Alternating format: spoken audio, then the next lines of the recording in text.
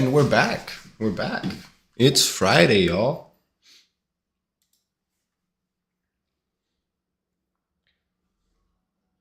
Happy Merry Friday. It's Friday.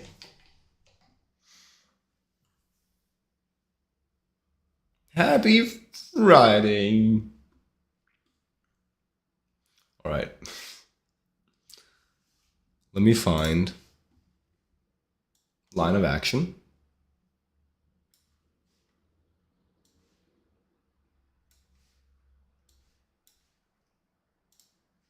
There is line of action.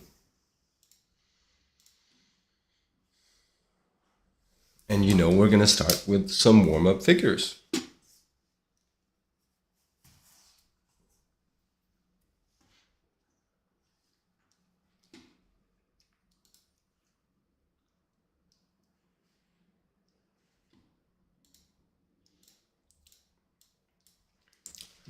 Goals for today's figures. Just, I want to draw more with intention. I feel like I've been a little bit arbitrary about my marks the past couple days.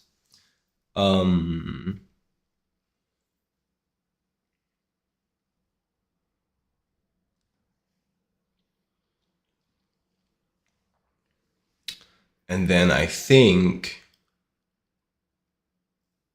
the big success criteria for today is like,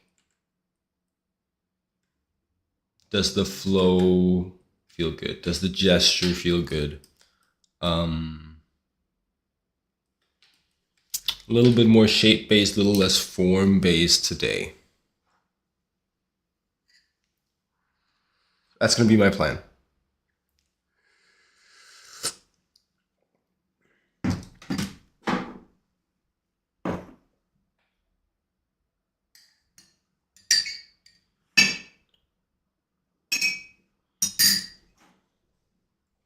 Man, green tea, pretty banger, huh?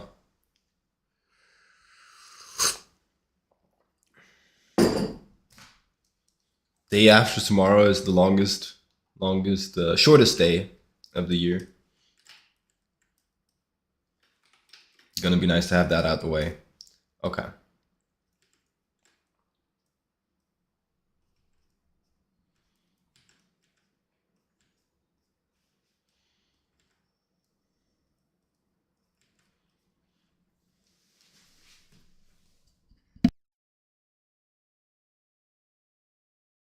He sneezed, but most importantly, he mute.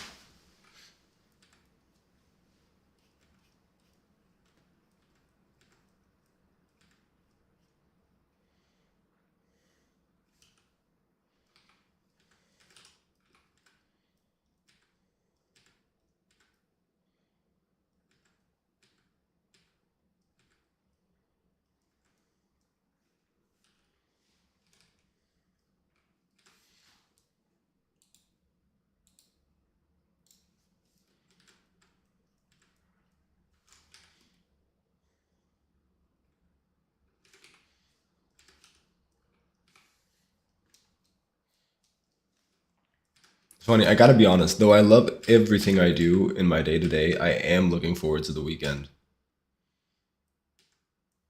Been a little tired this week.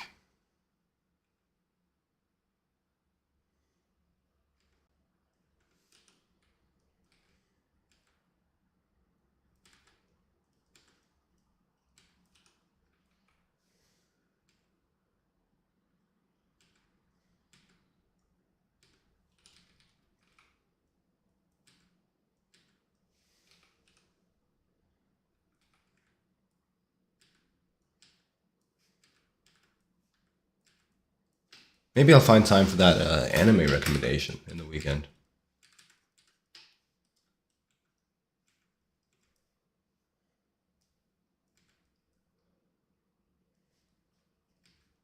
We'll see.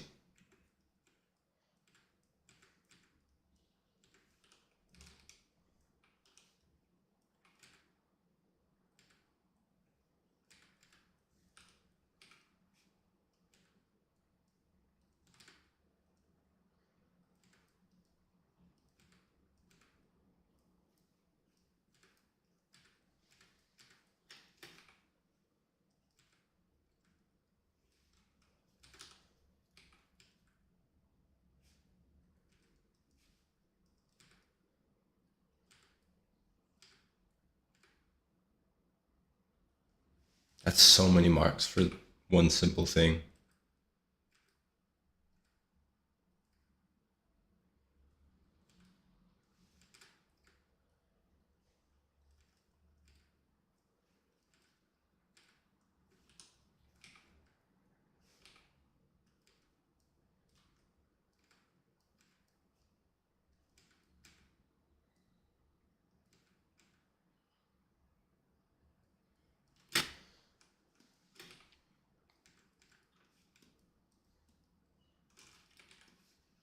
Alrighty then.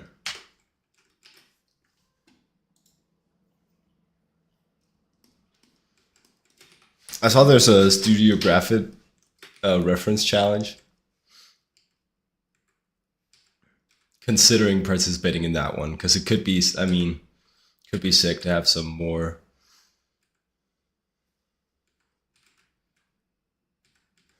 Have some reference where people are doing things more often than just posing for the camera or standing around.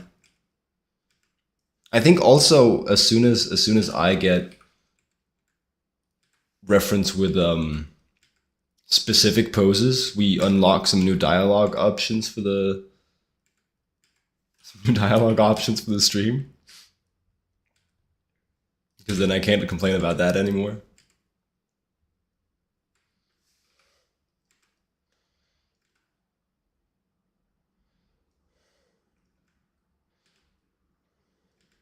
It's gonna be a better time for me and a better product for you guys.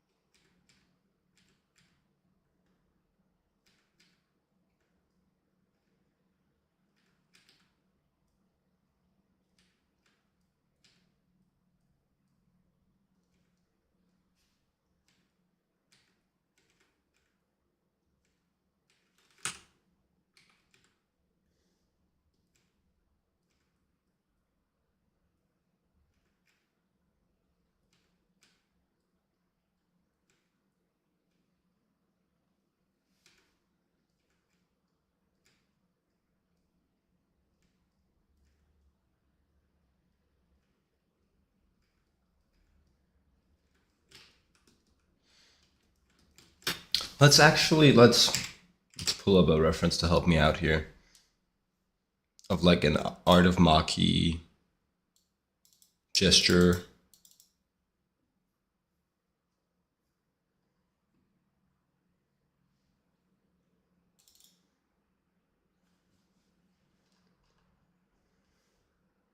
Just like have that on the side while drawing.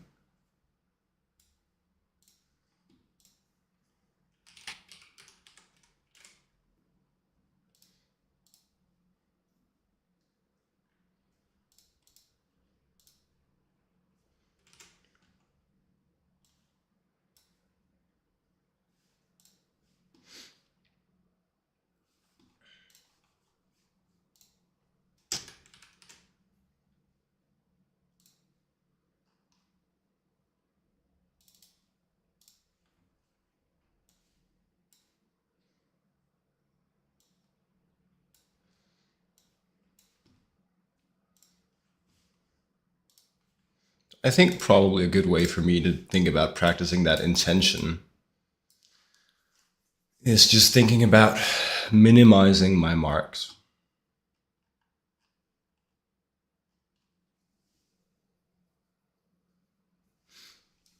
Because I think I have this tendency to kind of spam lines until it just kind of looks okay. You can see this one is crazy with that. And there's a way to do that pose where it's not, you don't have like a crazy amount of like spammed lines. I think that could be healthy for me.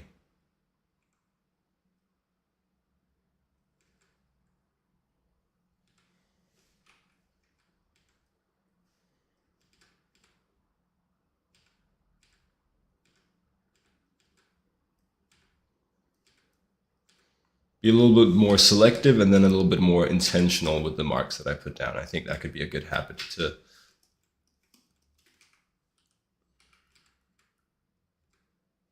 cultivate.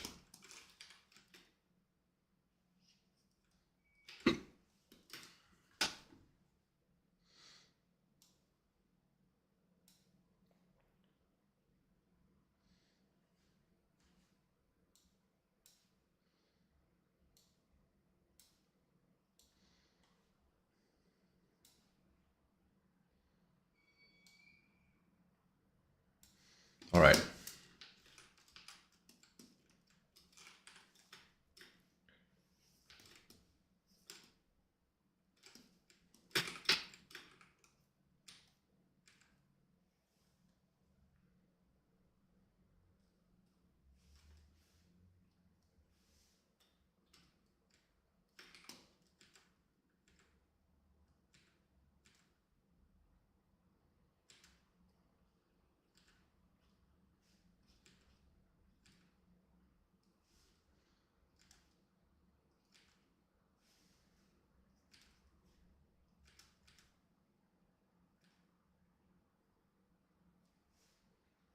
And then there's a twist here.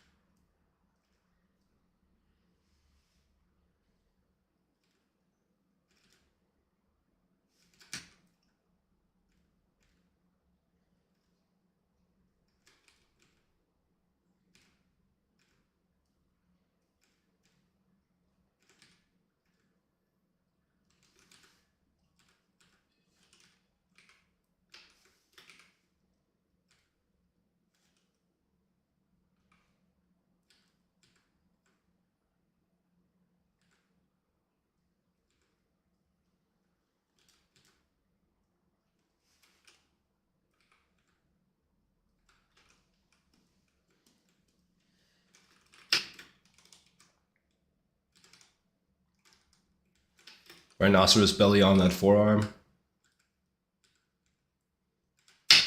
Hack to and rhinoceros belly on that forearm.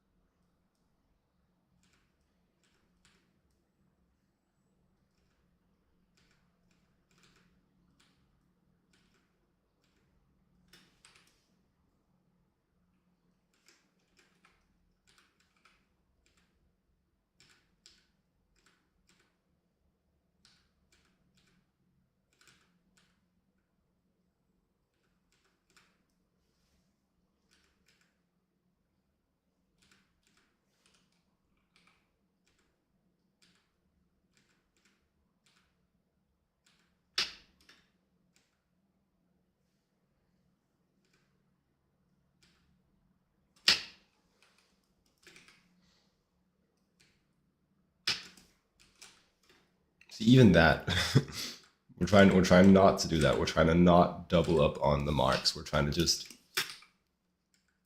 do the ones that I intend to do.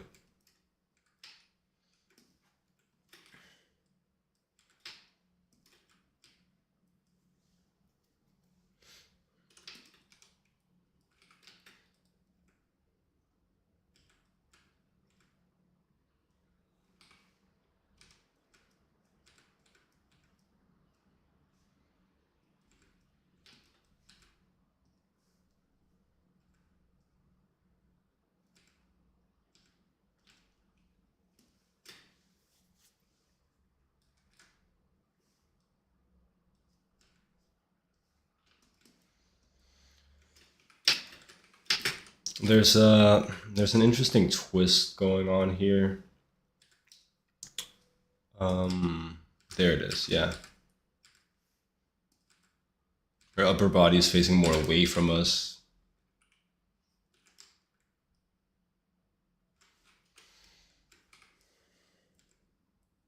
Make sure to try and include that.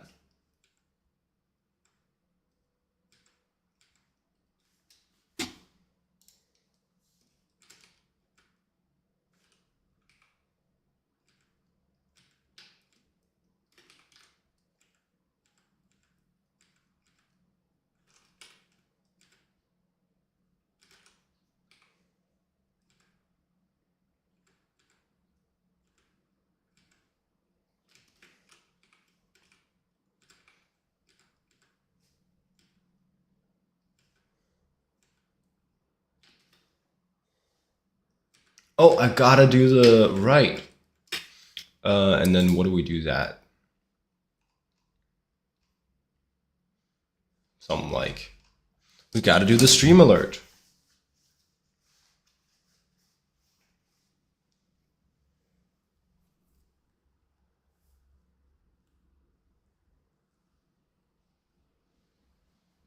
We gotta do the stream alert.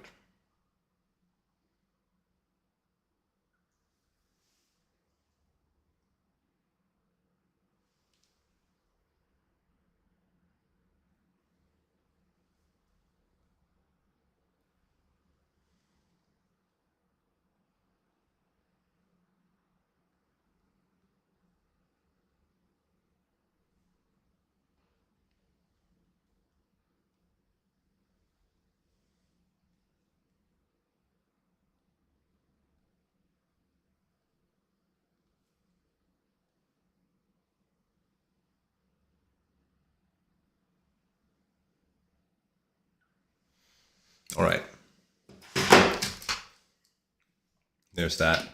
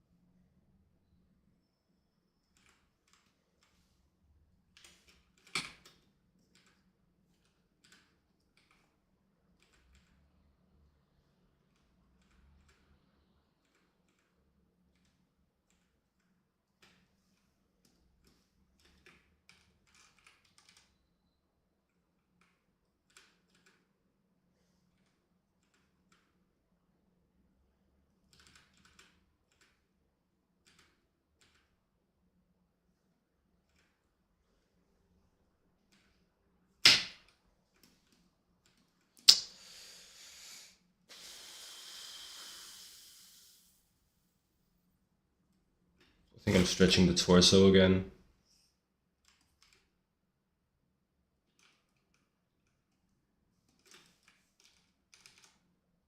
And I think I'm generally drawing the legs too big right now.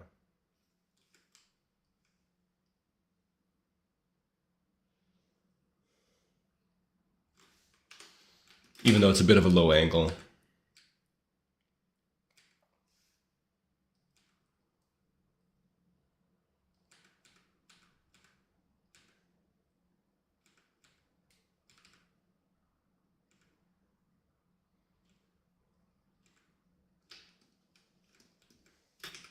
And it's soon that we're gonna tank the aura loss and just be the guy who streams drawing feet for a while, because man, am I not very good at that.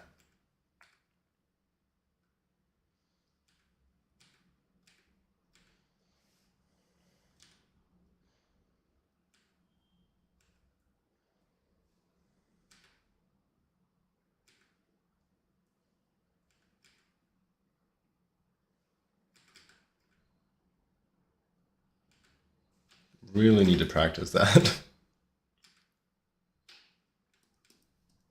Okay, well, there's another one. Um,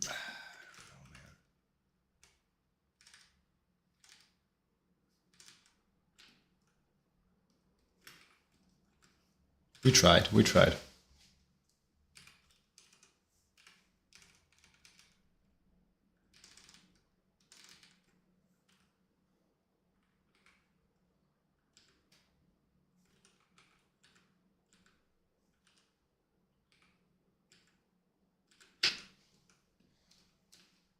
That's kind of all you can expect.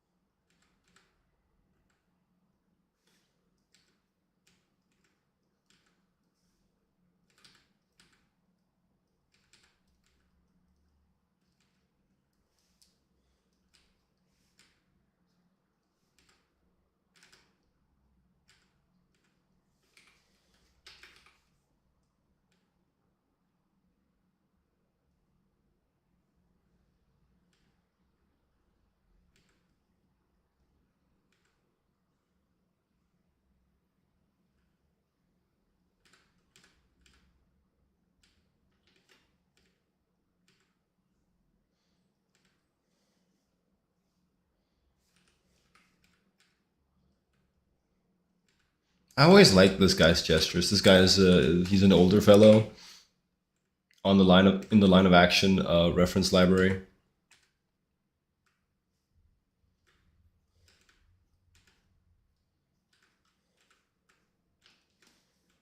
I don't know. There's some elegance to it. I think he's really good at that.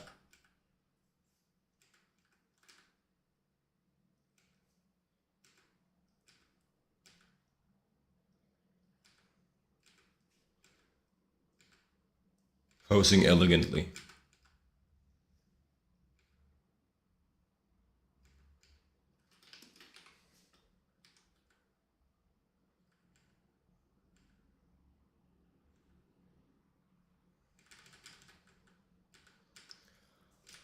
Oh,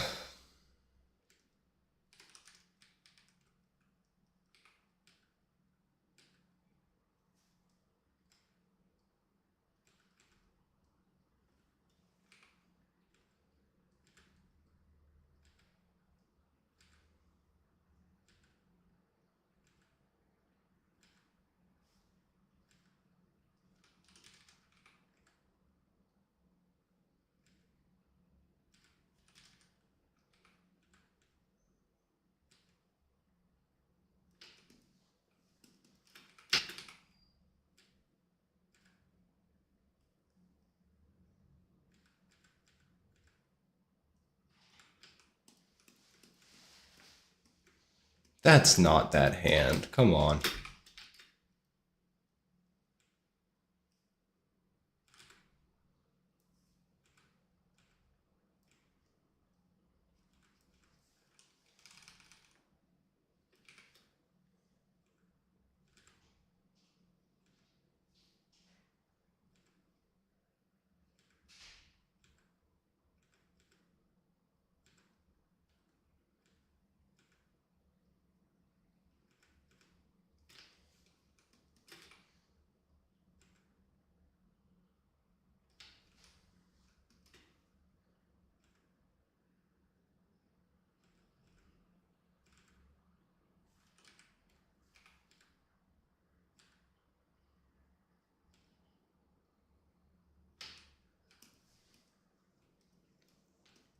It's better.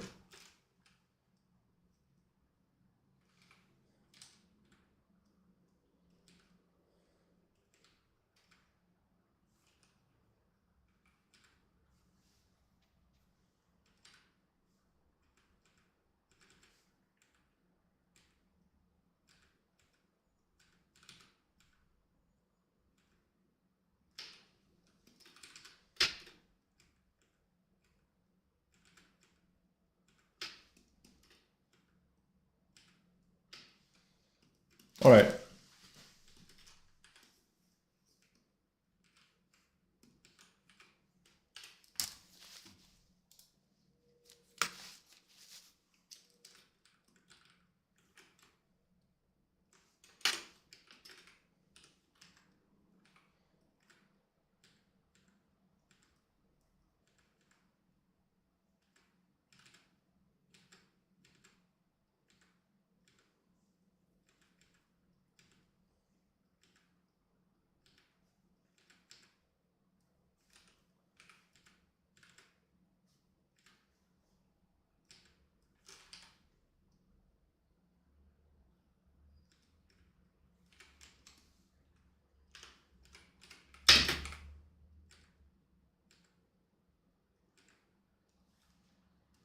Okay. So something I'd actually like to improve about my drawing practice is these days I feel like I'm just kind of doing like a bit of a whatever warm up and then just going on to working on whatever it is that I'm working on at the moment.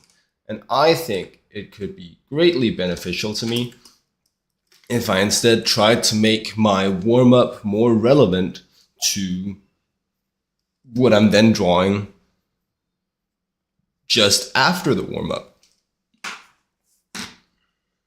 So I know that today we're designing a character, and let's find the best example. This might be the best example of this character. Um,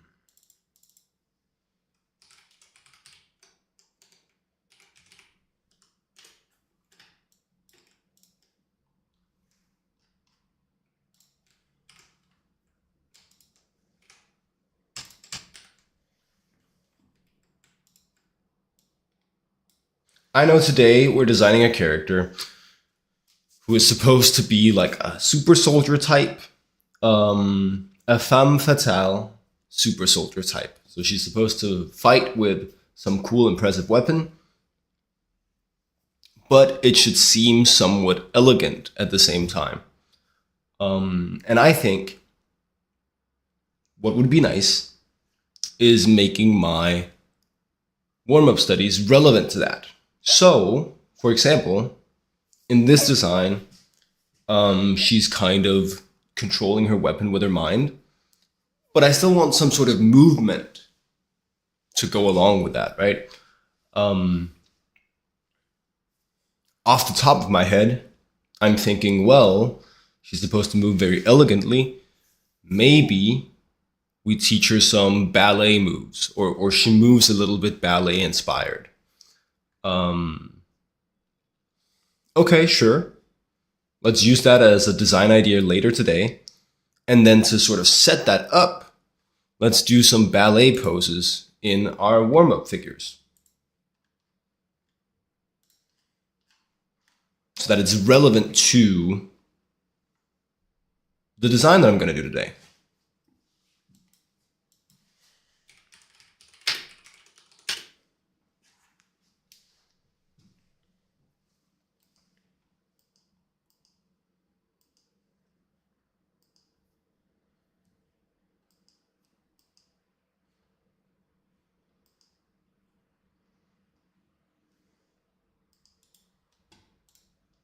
Also, ballet has a lot of very cool, very dynamic poses. So, I don't mind. It's fun drawing practice as well.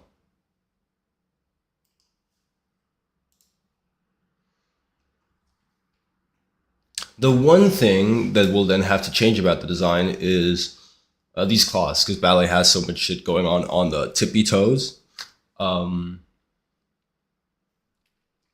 this particular design couldn't really do that, right? Cool, but let's do some ballet poses then.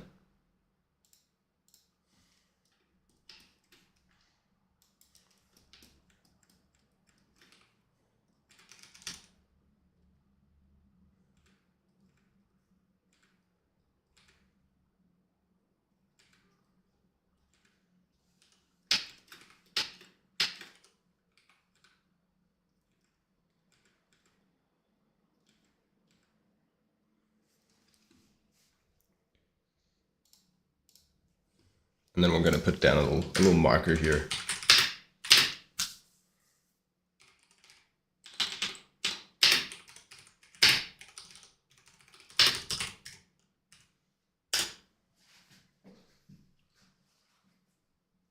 It's like a general thing that I think I tend to get more out of my drawing practice, the more specific and the more of a deep dive it is. The more time I spend with the same subject matter, studying the same things, the more I get out of it.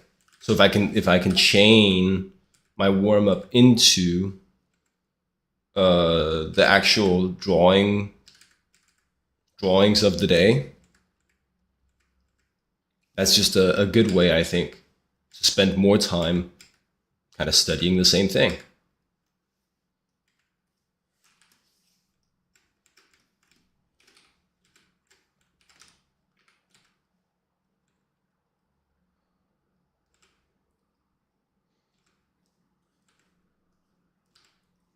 And then I'm mainly concerned about the posing right now, not as much.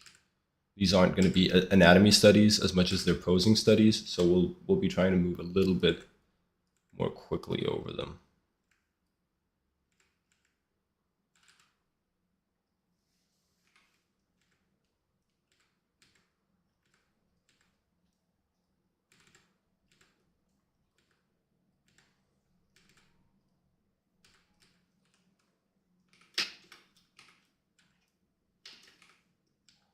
And then ballet on the tippy toes.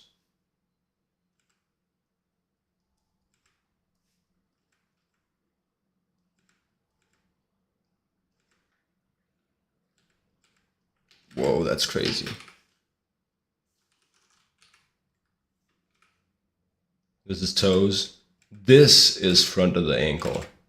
So she's really like hyper extending her ankle, balancing on those toes.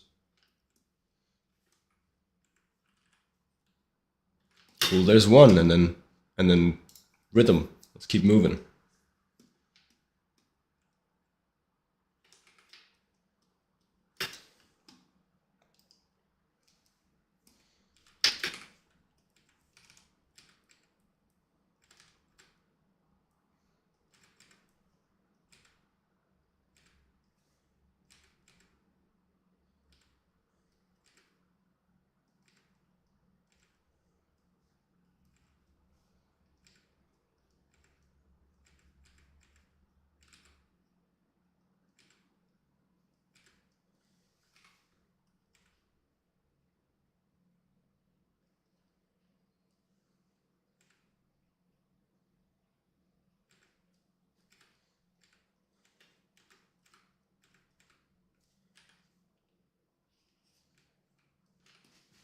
And then I also really like this idea of chaining the warm up into the work of the day, because it gets you out of just drawing artistic I'm doing nothing poses, right?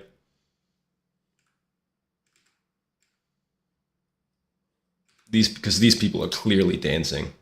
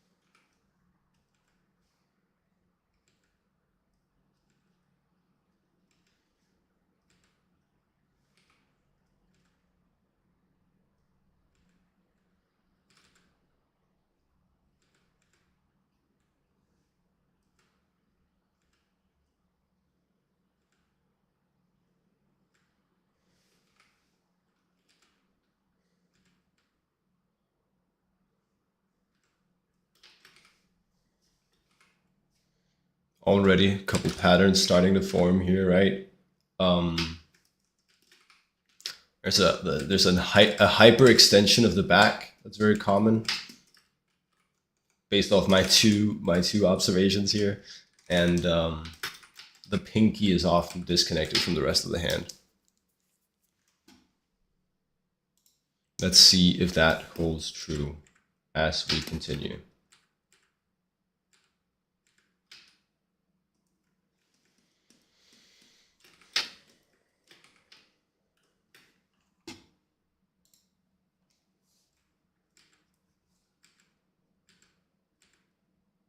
Definitely another hyperextension of the back here.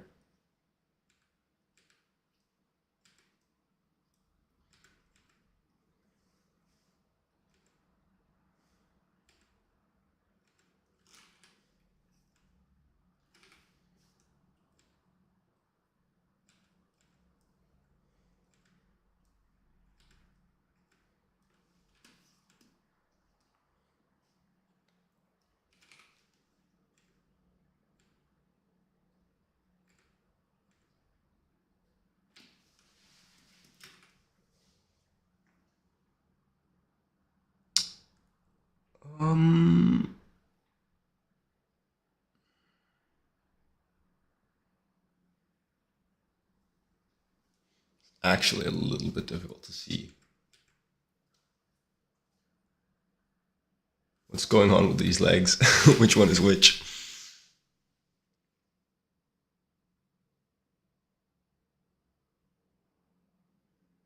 Nah, it's gotta be, yeah, okay. It's gotta be the other one.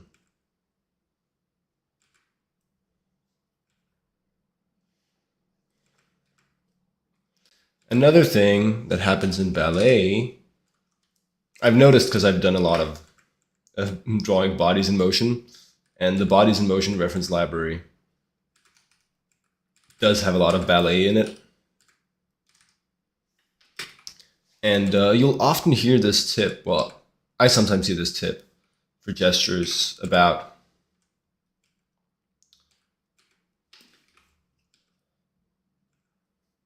the foot follows the knee, right? So if the knee is pointing this way, the foot will be pointing the same way, is the idea. And that little tip holds true in most situations. But when you're drawing unnatural poses, when you're drawing poses where the leg is being forced into a specific direction, into a particular direction. For example, ballet does this a lot. Ballet puts a lot of strain on those ankles, right? You can get poses where knee and foot are pointing in vastly different directions.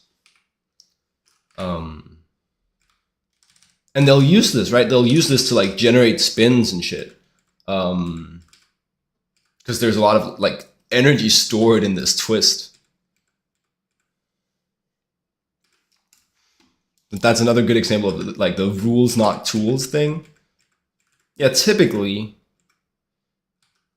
ankle and foot follows direction of knee until someone is specifically using that rotation to generate force.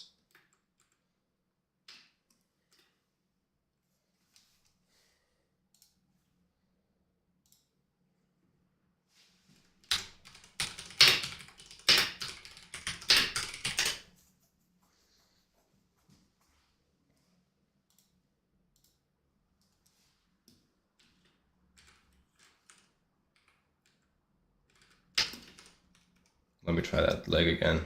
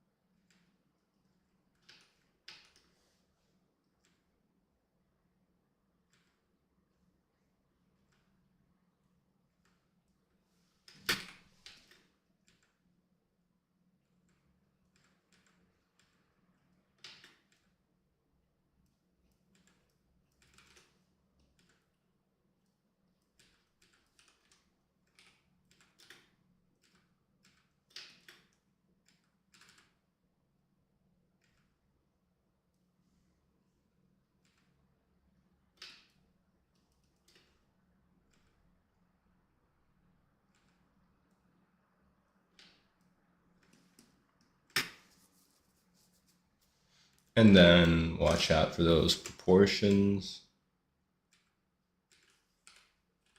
These legs are a bit small and the head is a bit big.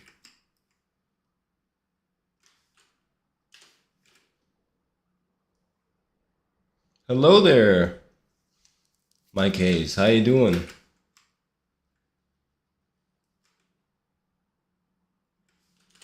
Hello there, traveler.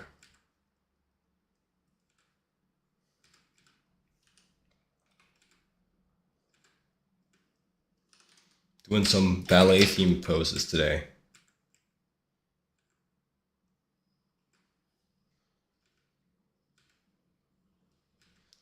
Because we have a character with a bit of like a mind control weapon, or a weapon controlled by her mind. And I always think it's good to, or it's fun to have like a certain type, a certain genre of movement associated with that. Um, yeah, and a mind controlled weapon, you can move however however the hell you want, and it could conceivably be directing a weapon, right? So now we're doing ballet. You always catch my streams in the midnight hours. Okay, well, yeah, I mean, they would be at the same time for you every time. So I guess if that's midnight, then to me it's morning. It's 9 a.m. Just getting ready for the day.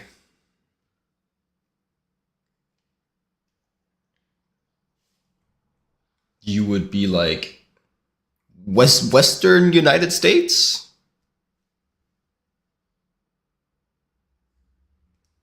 or like Eastern Asia.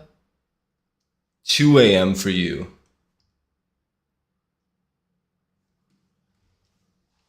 Middle United States.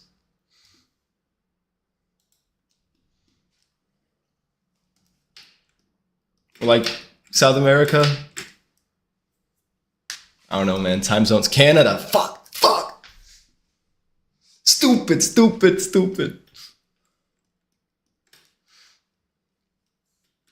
That's good. That's good.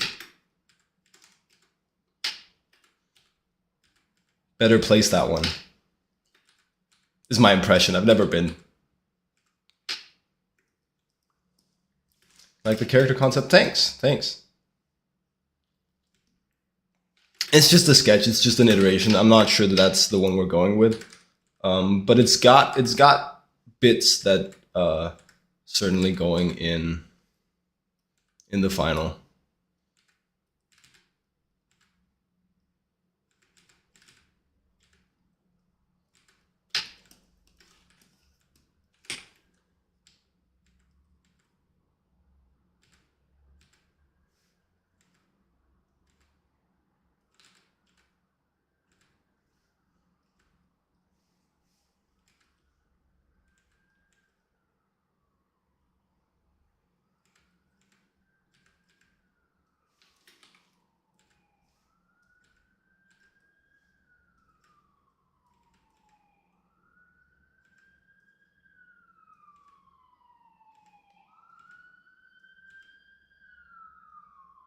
I might want to spend a little bit more time in study warm up space today, just because I wasn't doing these ballet poses at the very beginning, and I might want like a full warm up doing just these.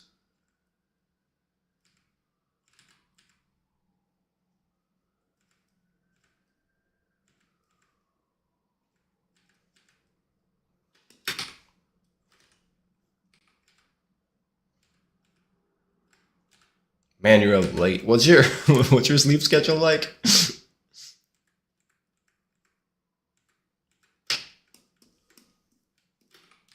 Are you a work late type of person? Is that why?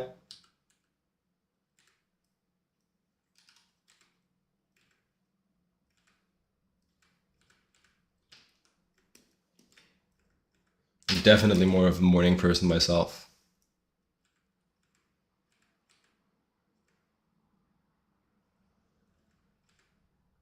It seems to be the outlier in the industry. So many artists seem to be Night owls.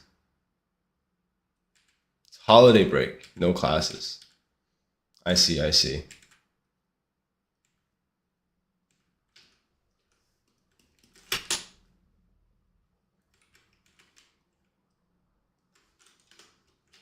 Thanks for the follow, Lucia. Thank you, thank you, thank you.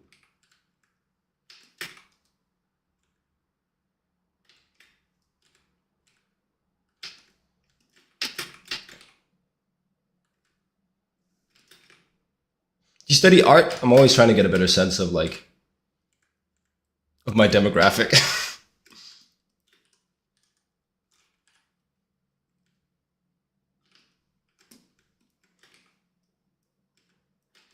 Ribcage a bit big. Arms similarly a bit big. Otherwise, that looks ballet-like.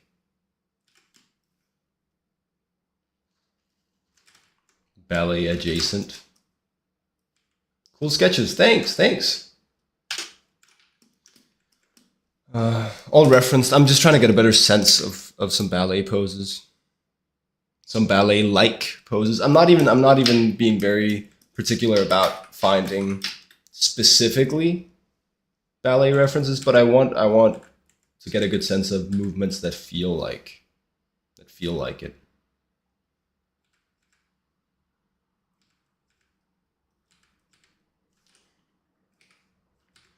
And it's like a lot of like just break your back is what I'm getting. It's a lot of like just like how much contrast can you get between pelvic tilt and the rib cage.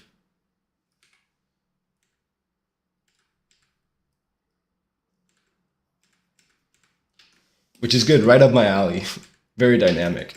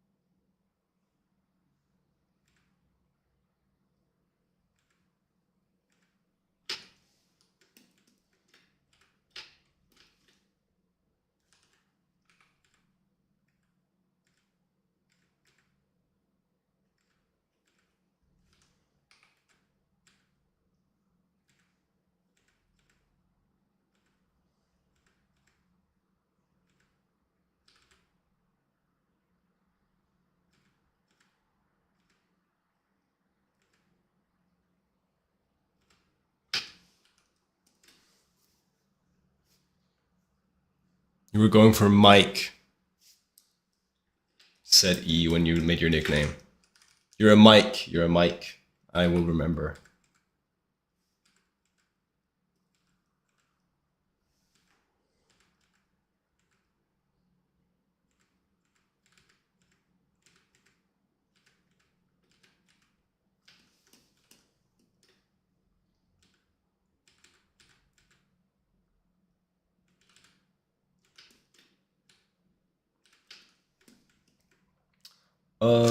Okay. Proportions.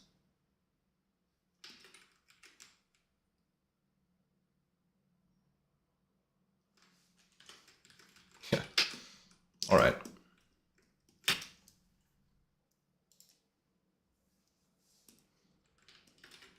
But also sometimes, I don't know. Okay, but I don't know if this is like, if this is like proper ballet. But I do like the contrast that this lady, still a lot of rib cage to pelvis contrast, but this time she's like crunching forward.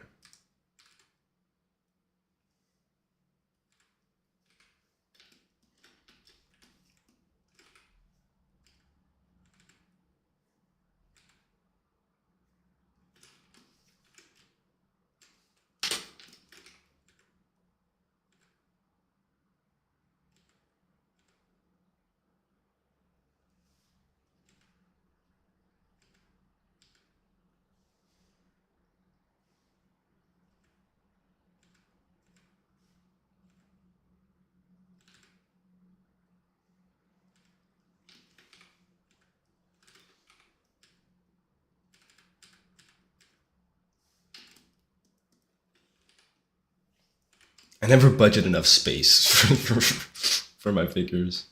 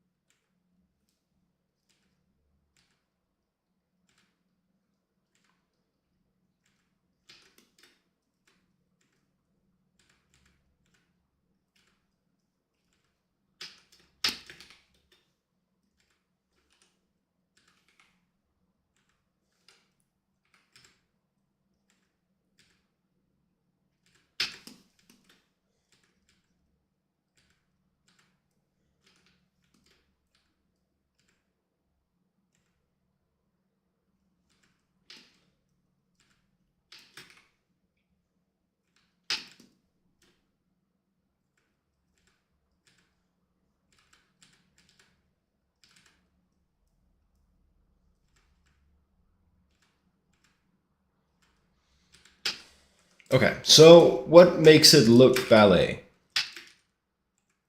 Couple important notes. A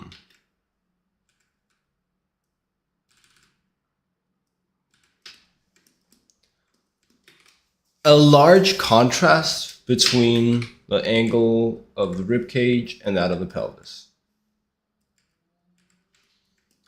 Typically, it seems it's a powerful back bend, but it seems maybe there's also room for strong bends forward.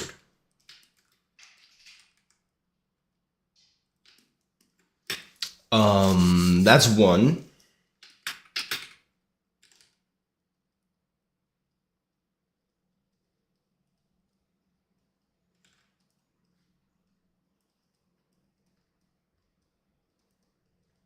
Another one is these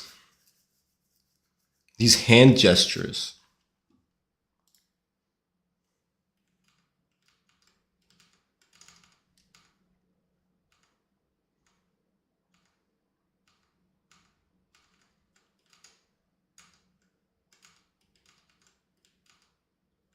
Of course, we know this one, like you're lightly gripping an egg. There's something about like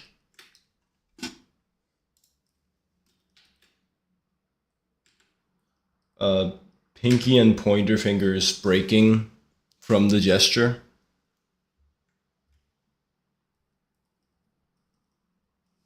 Pointing.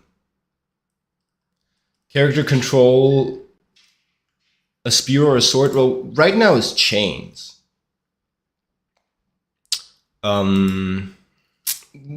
We've got a lot of other versions as well. There's the chains. There's the orbs made out of liquid metal. There's the orbs made out of solid metal. There's simpler chains. There's needles. Bunch of options right now. Not quite sure.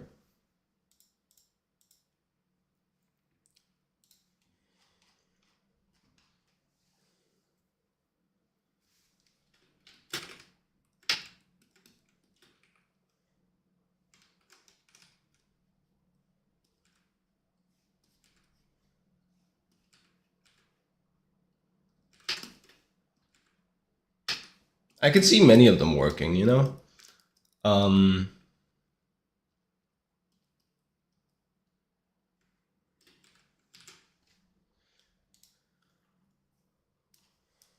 then one more thing is, like, of course, tippy toes. Stretched arms. A lot of outstretched arms.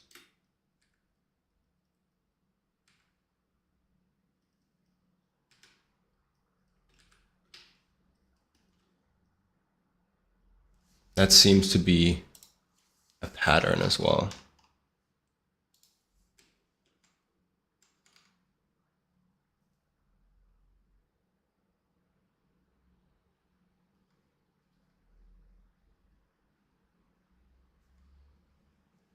Seems like an overpowered ability in fiction. I think it is, but well, this is the point. She is supposed to be the most powerful character in the the universe we're building, actually.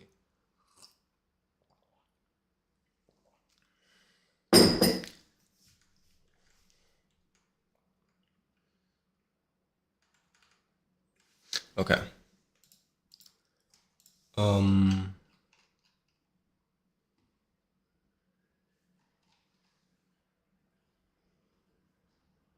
Let me find that one again. Let's see if we can. I like this one a lot, and I think it communicates well what I'm trying to show. There you go, this one. And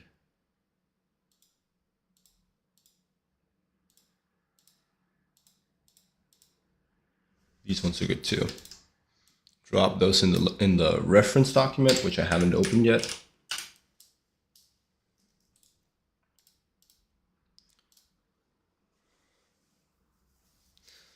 So the world of Hound is actually the general power level is a bit lower than what I typically draw.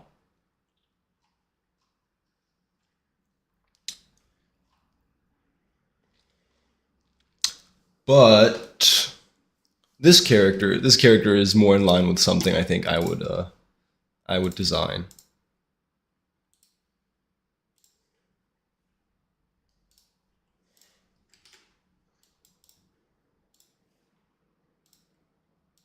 Because I usually like drawing something quite heightened, drawing someone who looks like they can dish out the pain, right?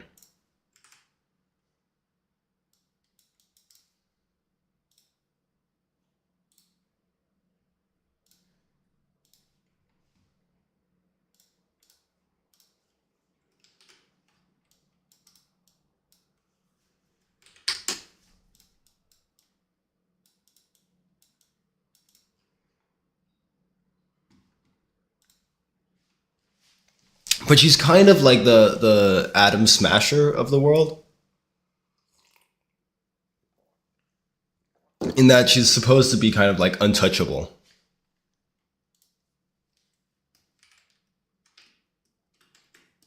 Like you don't mess with this character and walk away. Morning. Is 65 euros an hour a lot? Yeah.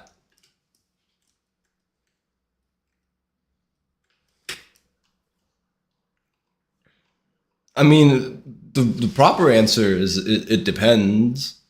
What's the work task? What's the work experience?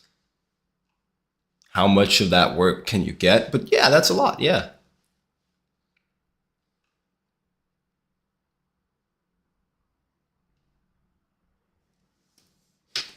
Morning.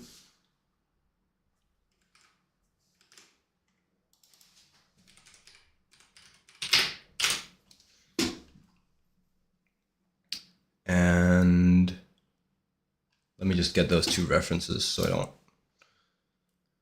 get them into my ref document. This one.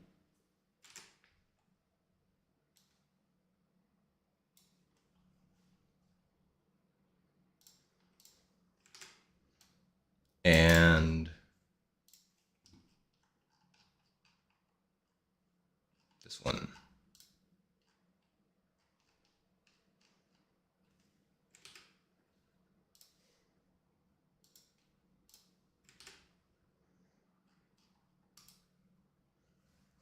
And when you copy from a Miro board, you have to do like control copy or something, because otherwise it just, or you have to do like alt copy or control alt copy or something.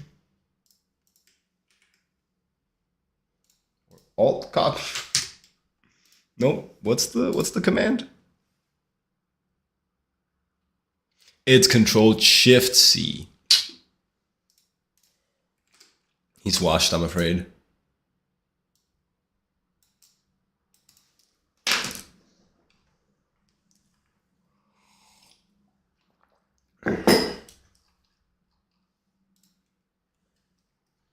Okay, but I'm kind of like, why don't we just, if it's literally just this pose. Doop, doop, doop. Doop, doop, doop, Boop. Okay, cool. And now we're designing. Um,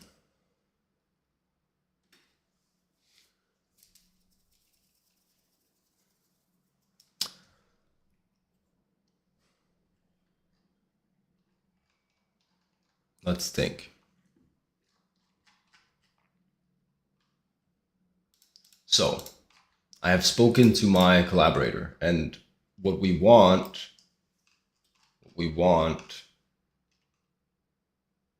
is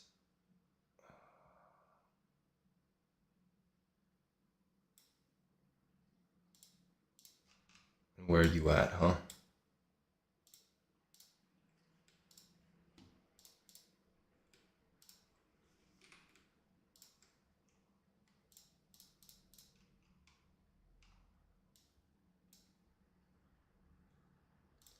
Kind of interested in a mix of these two iterations.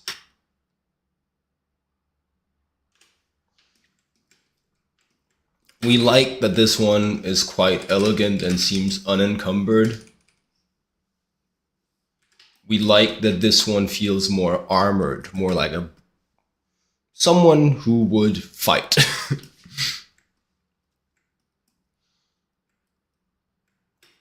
We want a combination of those two ideas.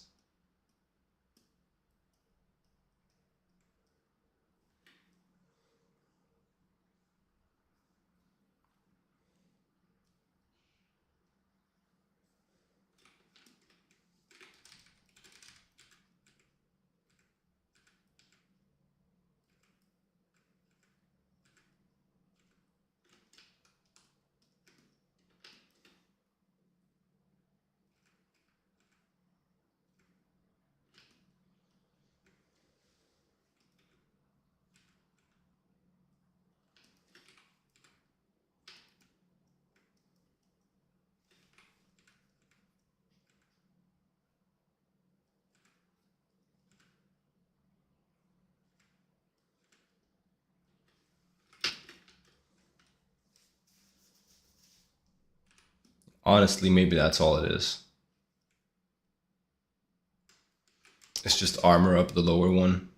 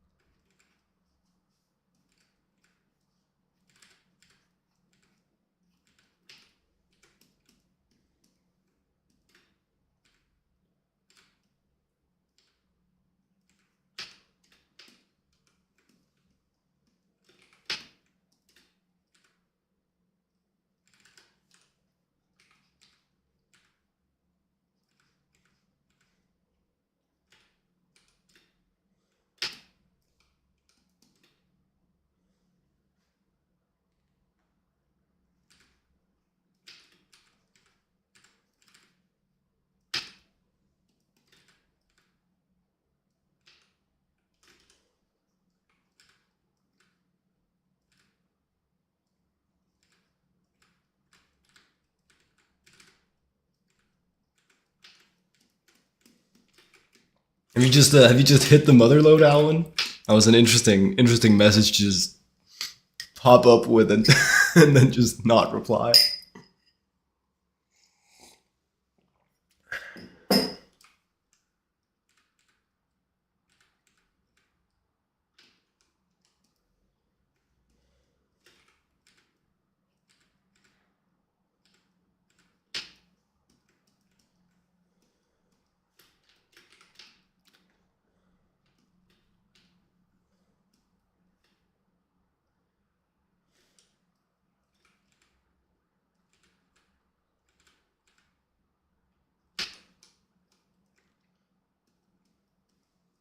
And then shoe design might need a little bit of work if we're doing this ballet approach.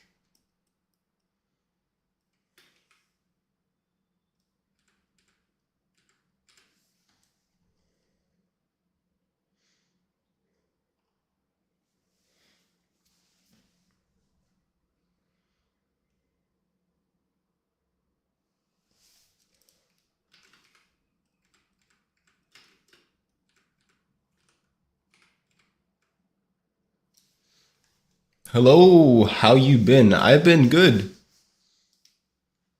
May cool? I've been good. How are you?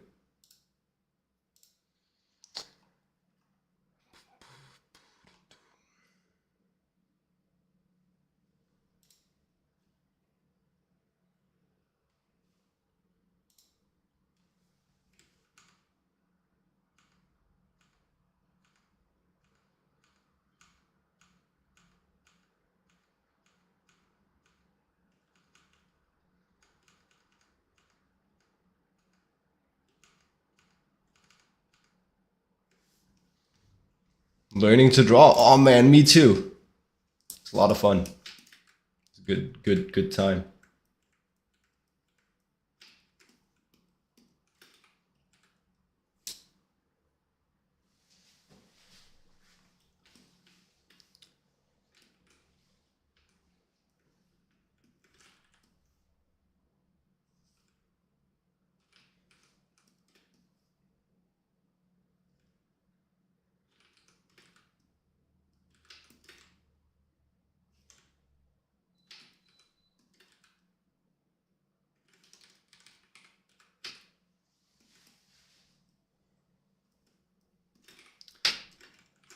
And now let's make a little bit of space here.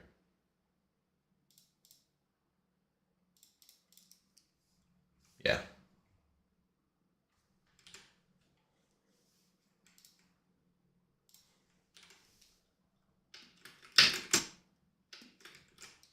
Let's imagine it's the chain lady for now. Let's do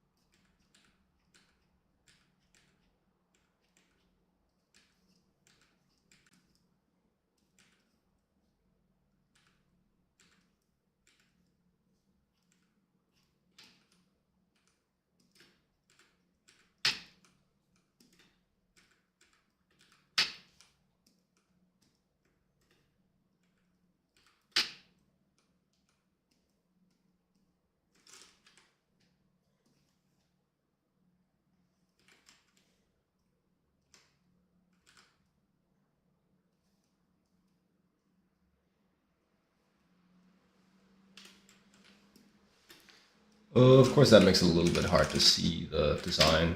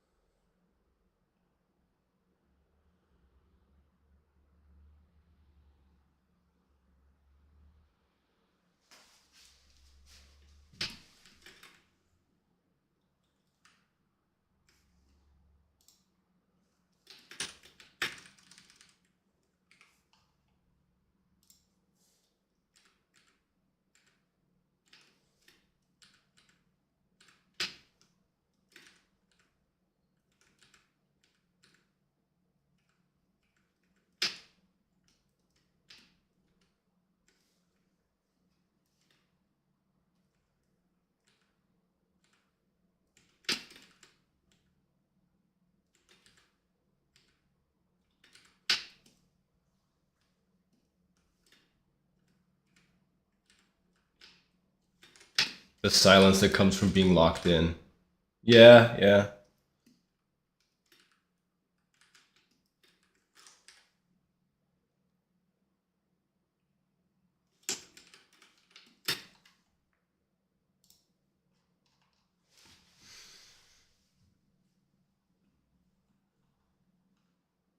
It's for some reason I don't just want to copy paste the design from the other one. I don't know how I feel about if she's like a ballet dancer. I don't know how I feel about the miniskirt. It doesn't really fit to me. Um,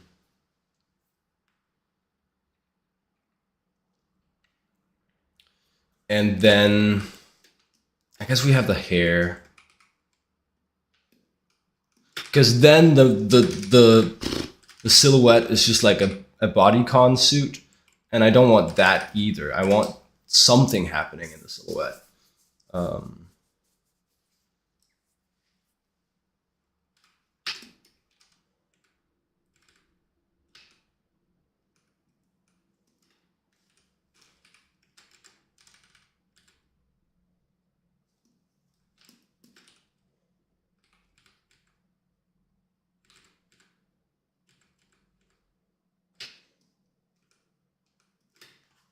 that's fun.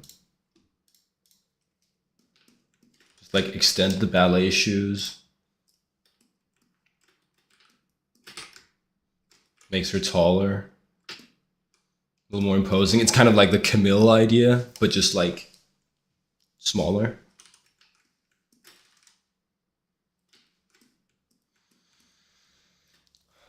Um, okay, that's something.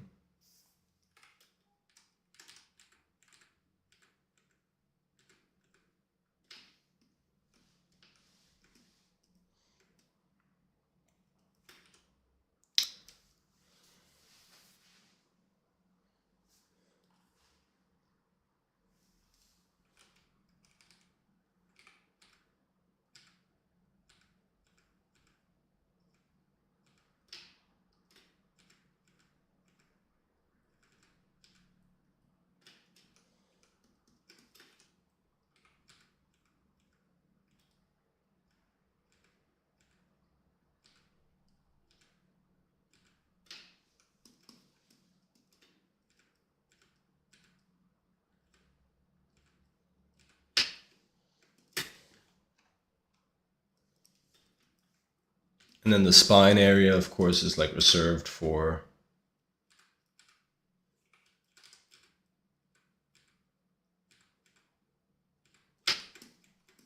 her bionic modification.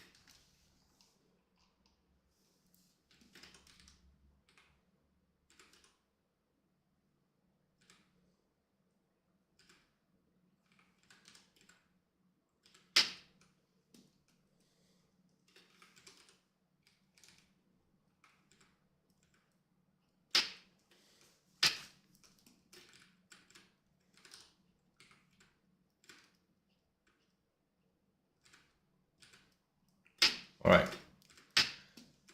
What do we think about that? Is that enough of like a flourish to the silhouette? I don't think it is.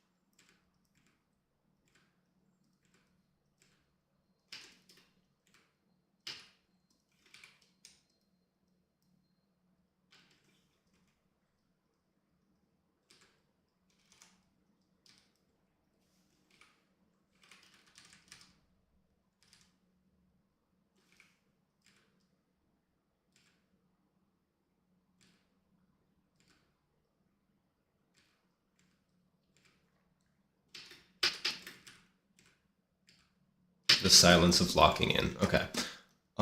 See, because that would be the silhouette right now, and I think that's just not very interesting. We could, of course, we could just keep some of the old flourishes. We could just, maybe that works. Just keeping the junk on the hips and coming off of the,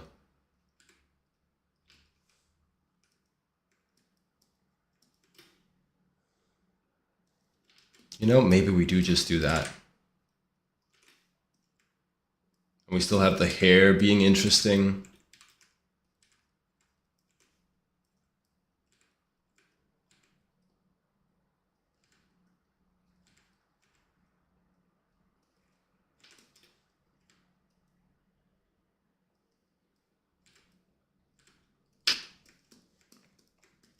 So if we run with that,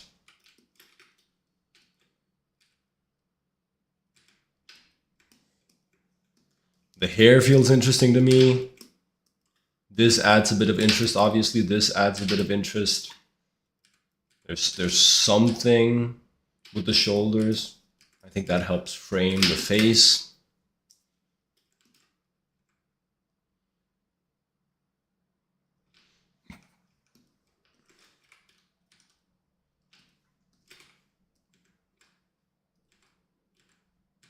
And her shoes now, her ballet shoes, are also a bit of something interesting to the silhouette, right?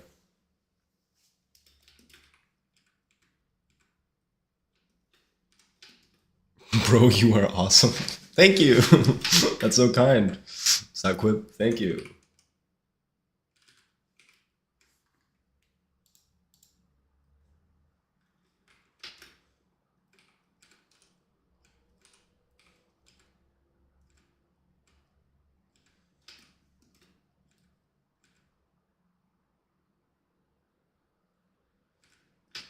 Just tracing my own drawing to get the silhouette. Don't mind me. Yeah.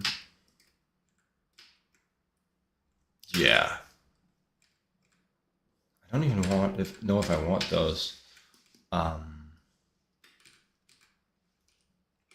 we do want a little bit of like that porcelain plating on the legs.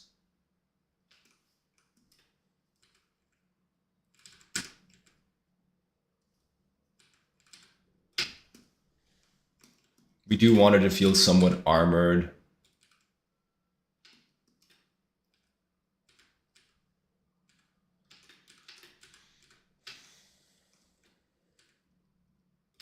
Well, that's a different thing. That's not silhouette country. That'll mainly happen in internal shapes.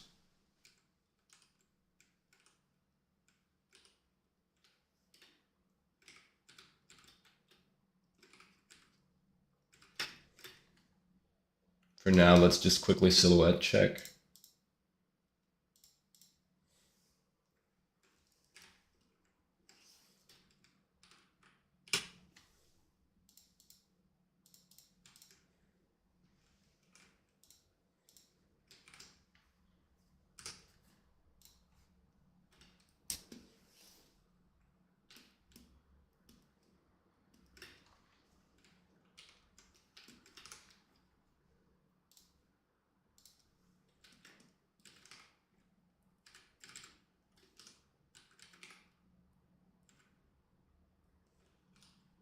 There you go. Gap, gap, gap, gap.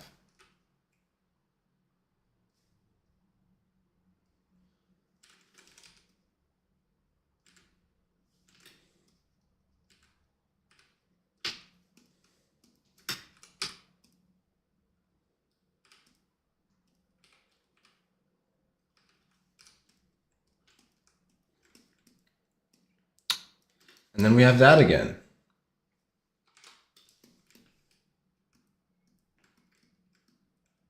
And you know, I kind of like that.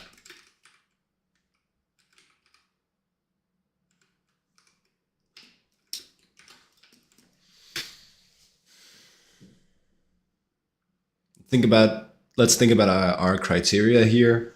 We want it elegant. I think this serves that purpose. I think this checks that box.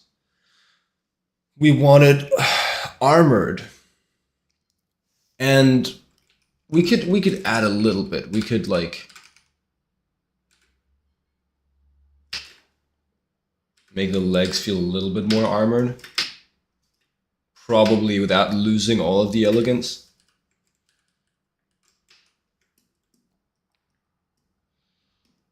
I think just little adjustment, little pushes to the silhouette where we have some of those armored plates are going to be enough to make her feel like a warrior, right?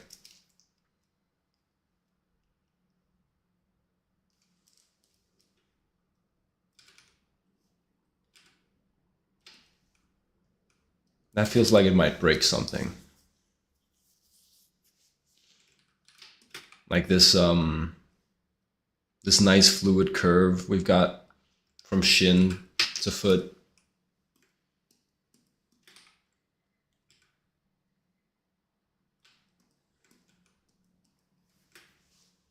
I don't know, that's a maybe.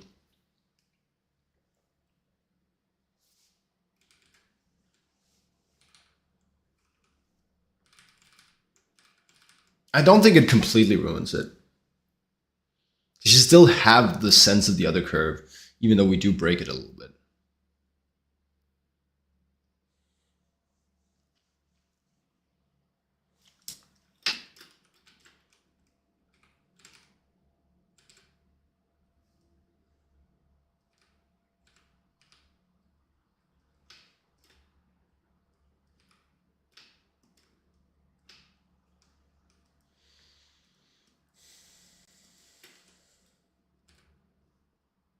But with or without that little bit of angle plating, I think this fulfills the criteria. To me, it feels elegant, and to me, it feels like a fighter, like an armored character.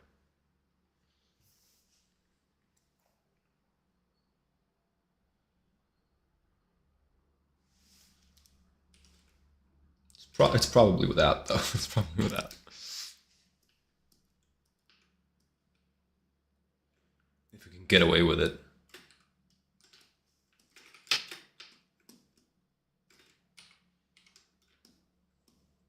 Okay, so that feels decent. Let's apply it up here and then think about internal shapes as well.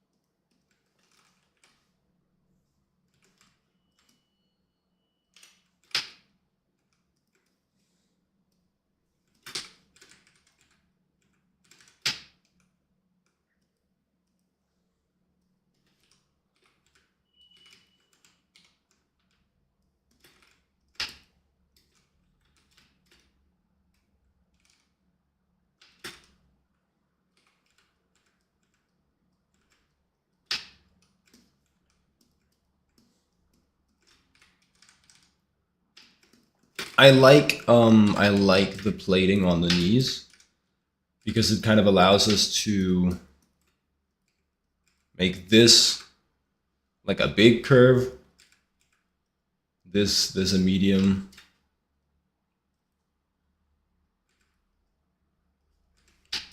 and this is small. No, that's also a medium. Where's the small on the leg? I guess when you break it down, the plating there becomes small.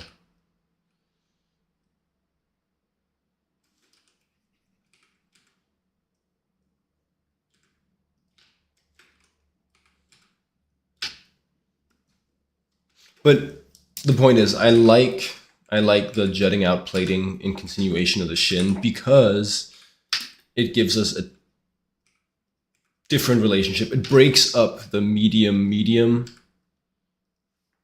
of the calf and the thigh into a bigger one and a smaller one, right?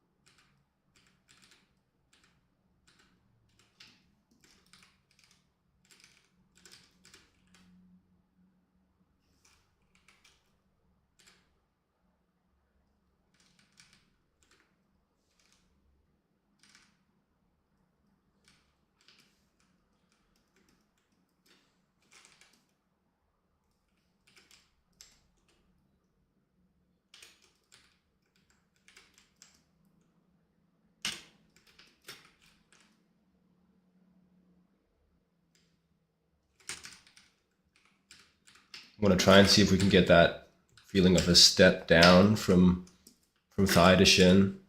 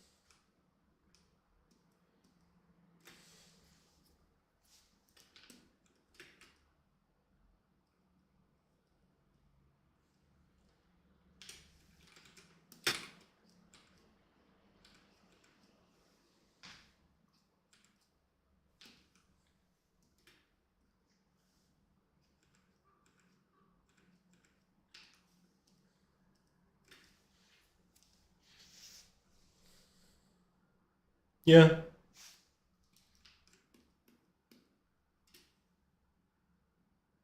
Telepathic, from what you've seen, either move subtly with their weapons or are very active martially. Yeah. So the idea here is like she dances and that moves the weapons, right? So she's actually very active martially, but she doesn't. I don't. I like the idea that she doesn't utilize actual contact. She doesn't ever hit anyone with her hands, but it's like bending.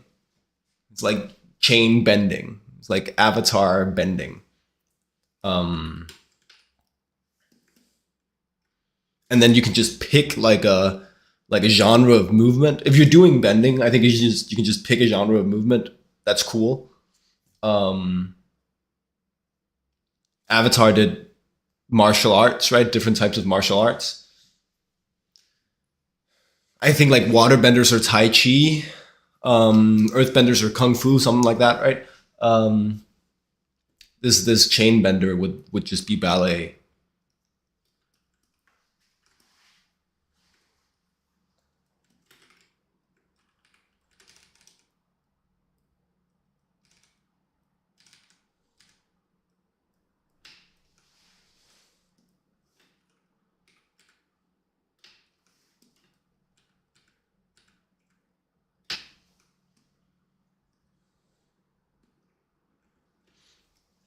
I'm not sure about the armor. I think we're finding the right placements for it. But the shape design, the motifs of the armor, I think I'd like to try some different variations.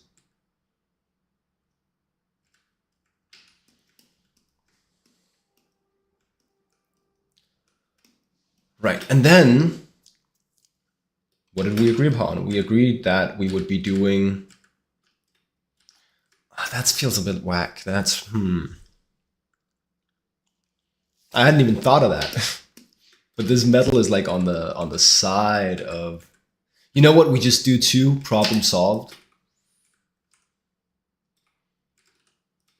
We do like 2 tendrils, like fucking Ahsoka.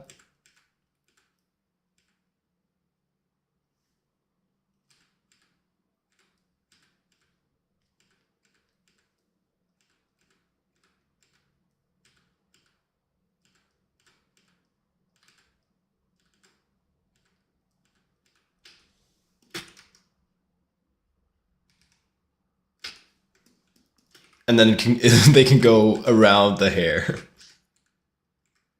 Brilliant, brilliant. We could do one coming up through the hair, but I like that you get to see it all.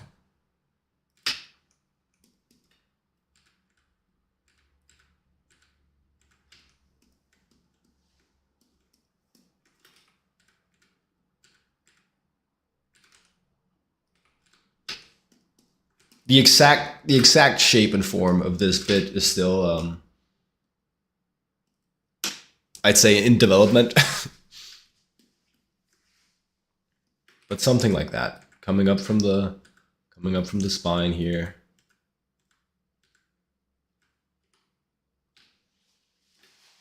Coming around the hair, and then entering her brain. Maybe it should be skinnier.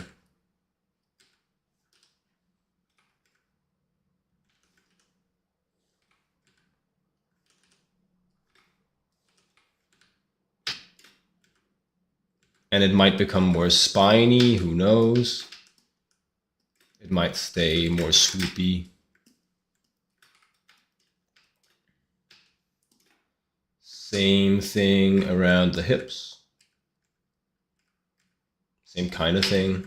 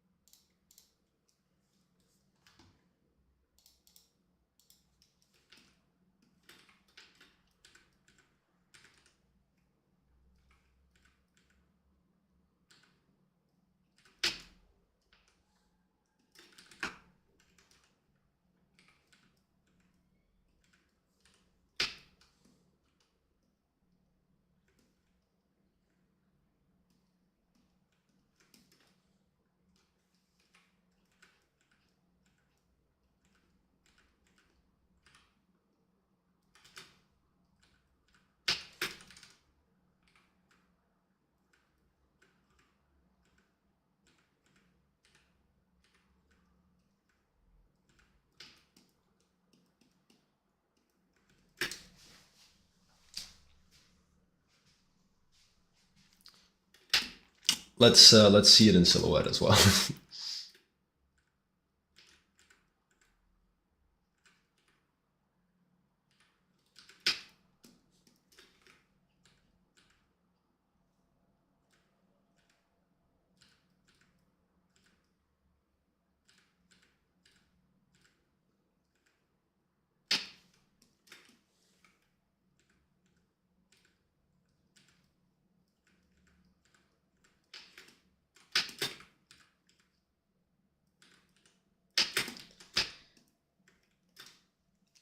think we can design the liquid metal there better.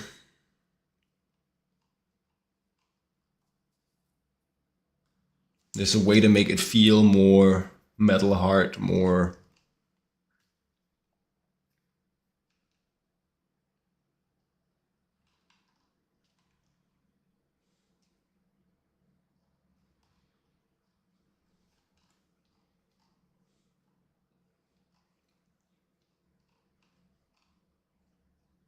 What I really like about...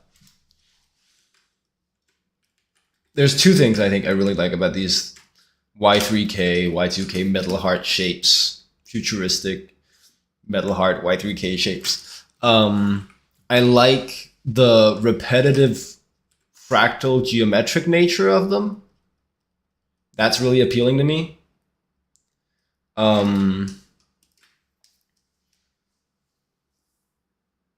And I like the kind of...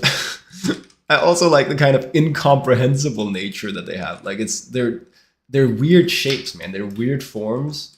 And then you take these weird forms and then you repeat those over and over and over.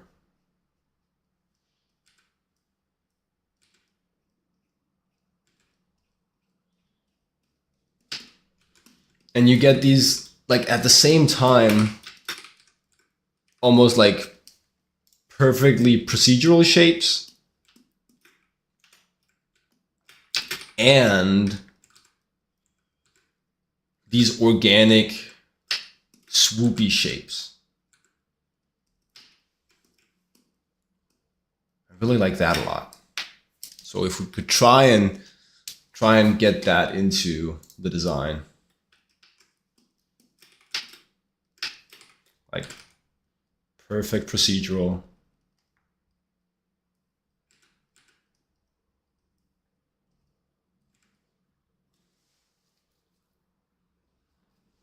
plus organic swoopy. Because right now these are just organic swoopy, right?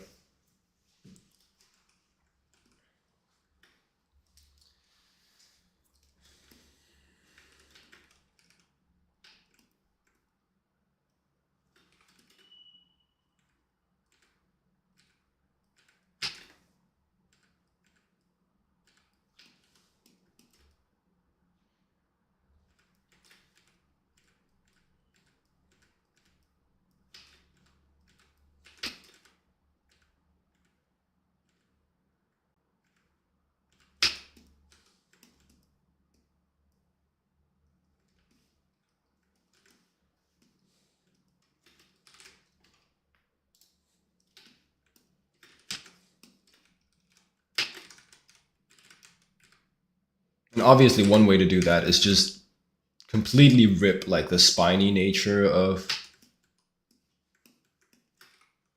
the reference we just had there.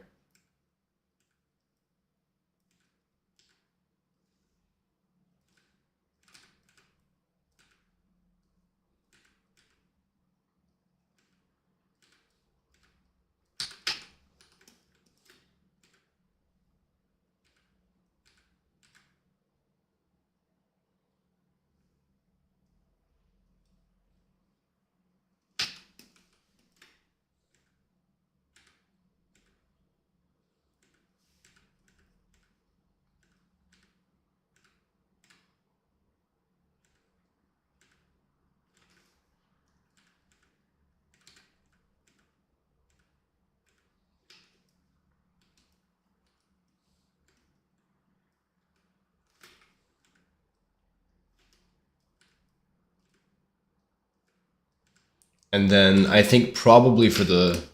This is all world building for a comic, right? Or design for a comic. Probably for the comic proper. If we end up doing this design, I would do like a 3D version of this, so that you would get actual perfect procedural distances, because that's part of the appeal of that specific sort of visual. Instead of me just trying to quickly approximate it for a sketch here.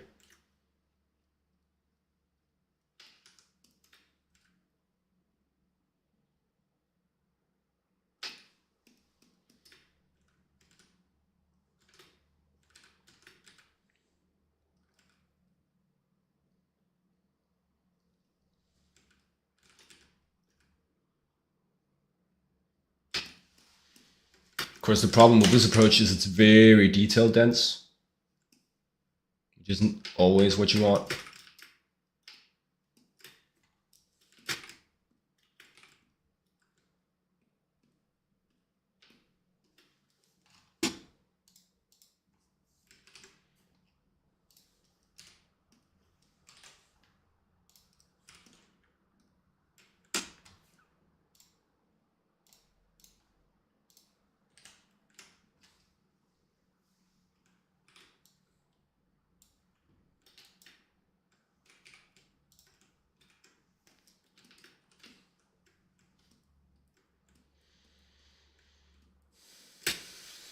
And I do think it's a little too much.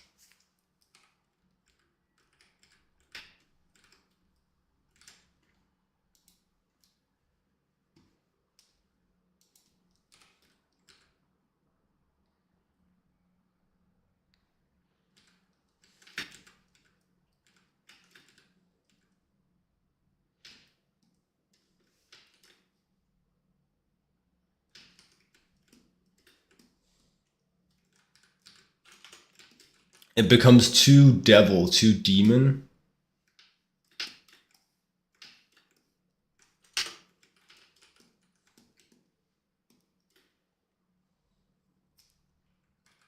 At least if it's this spiny.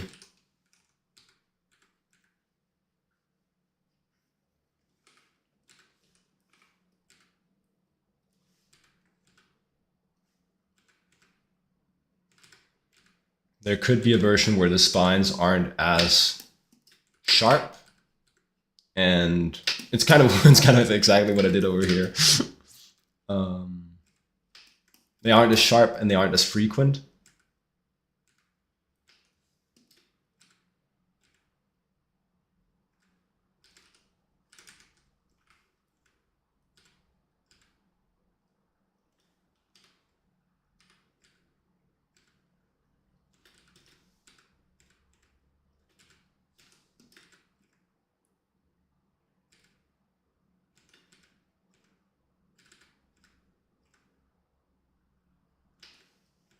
Whoa.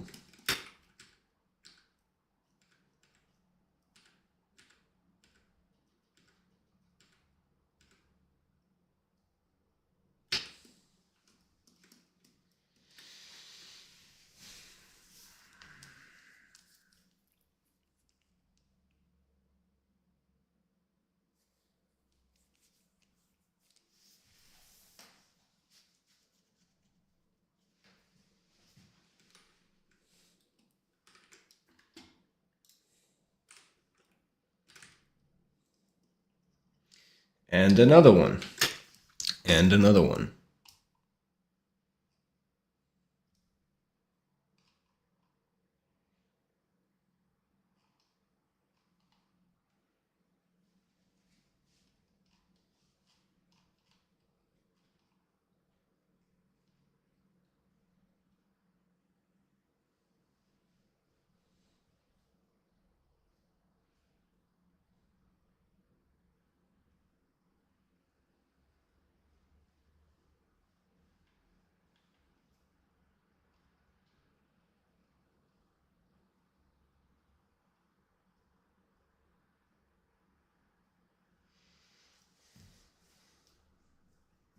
We might have to whip up the 3D block out just so, not right now, I'm not going to do that right now, but just so that I actually get that feeling. So I have a proof of concept for how would it feel if we did that thing off the, if we did this sort of thing.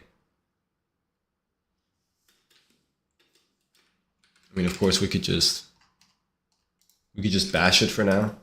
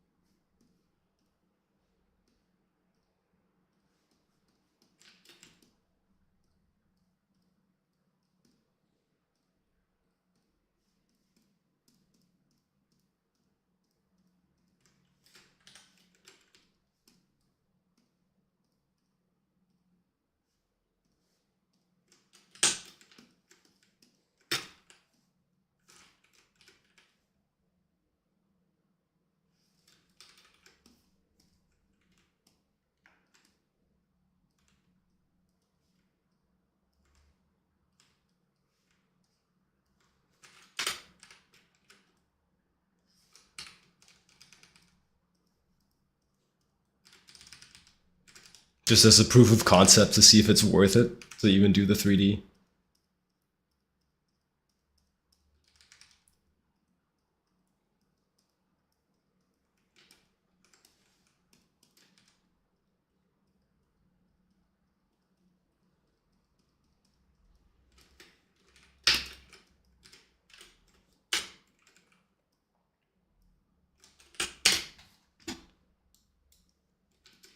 Shit, it might be, huh?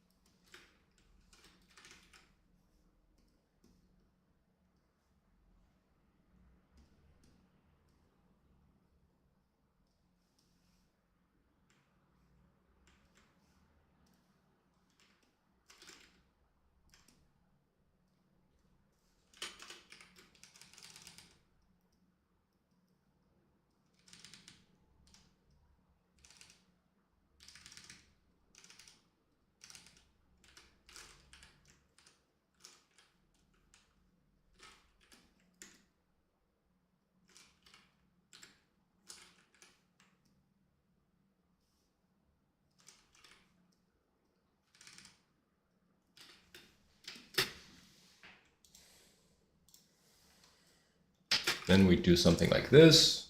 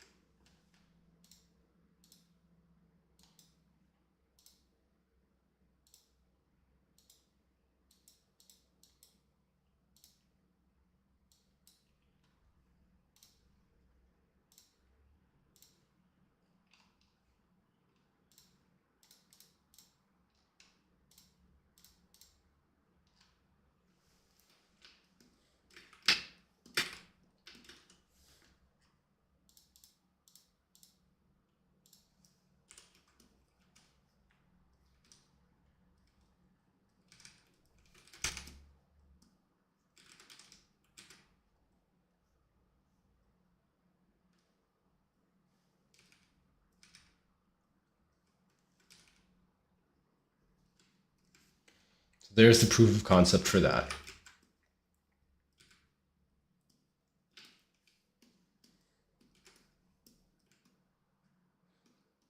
There's something about when it gets this small,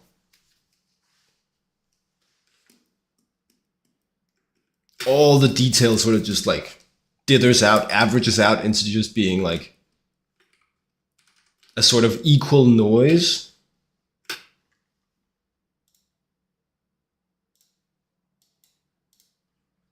Whoops, that didn't work.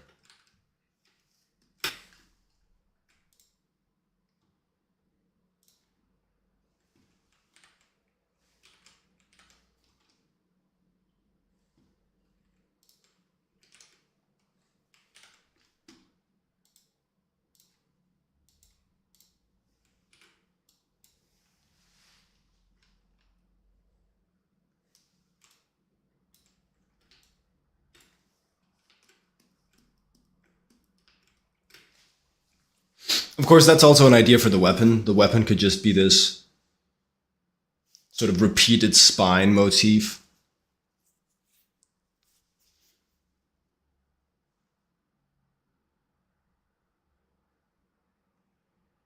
I kind of think that's going to look dope as hell.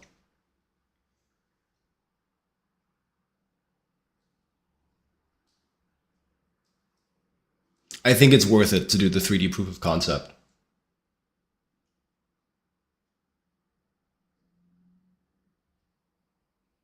Okay, that's a version. Let's remember that that's a version.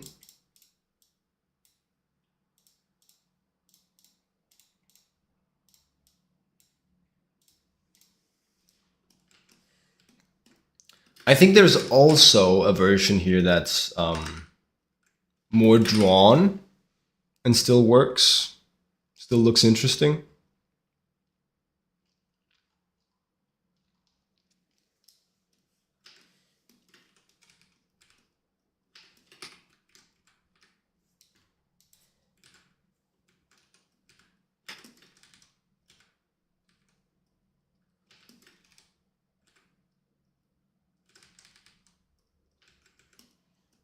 I'd like to try that one as well.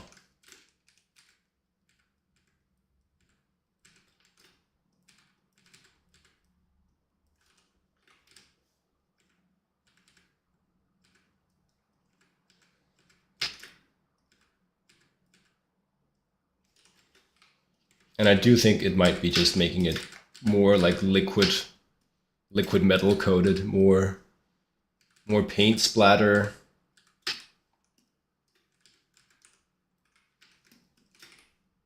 More sort of actual like flowing mercury or something.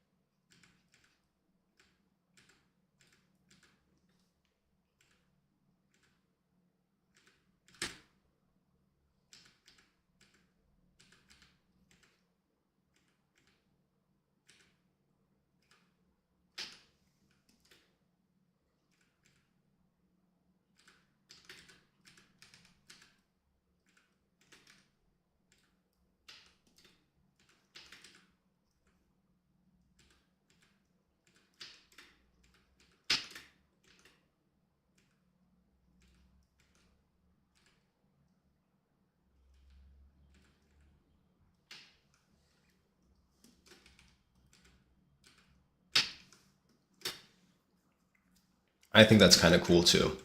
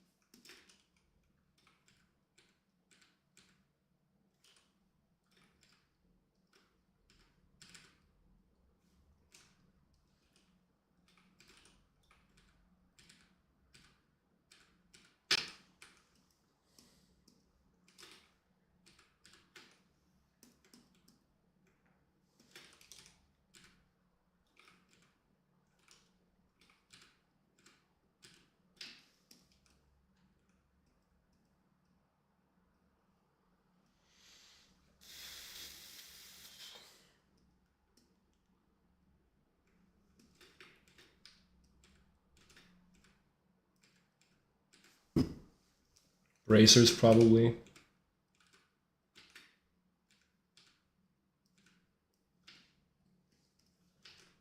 Probably.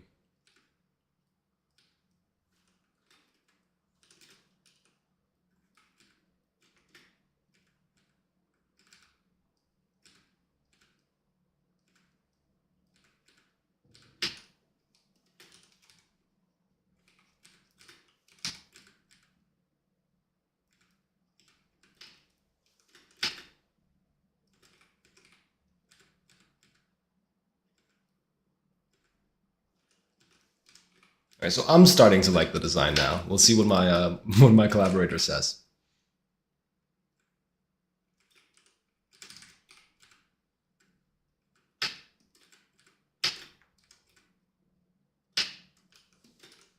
Doesn't it sound like professional and shit when I say my collaborator instead of my roommate? I think it's I think it's so fun.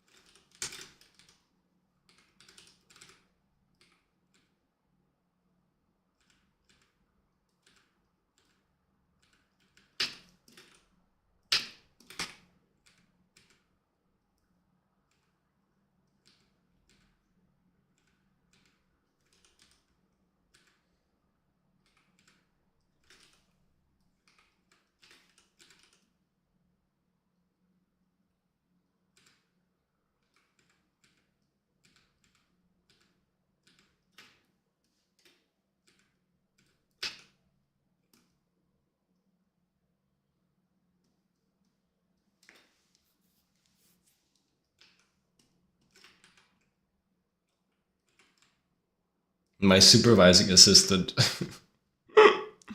That one's interesting. That one's almost like an oxymoron. What does a supervising assistant do?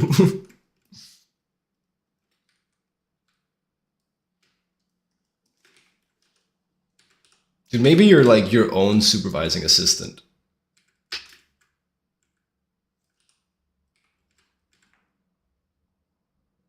There's a little bit of the supervision and a little bit of the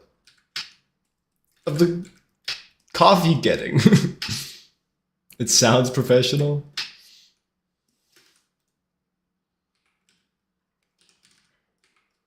My supervising assistant makes all the executive calls and all of the coffee runs.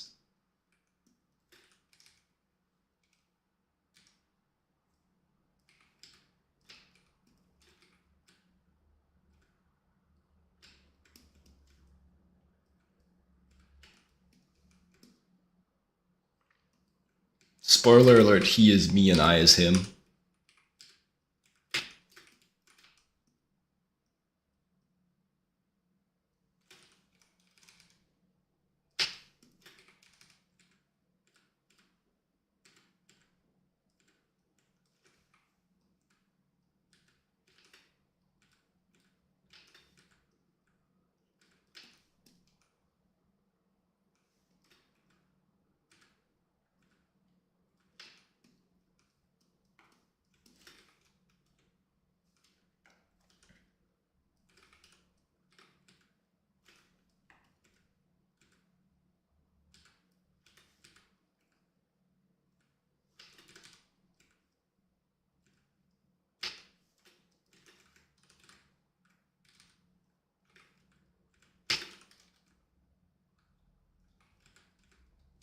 Assistant manager? No, no, no. Assistant to the manager.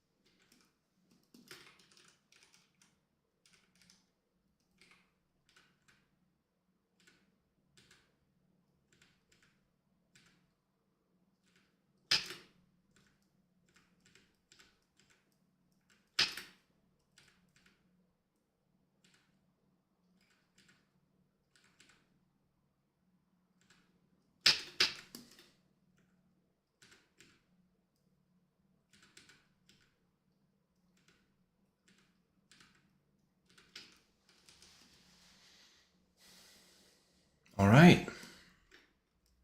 So that would be the more like drawn version of this. Um,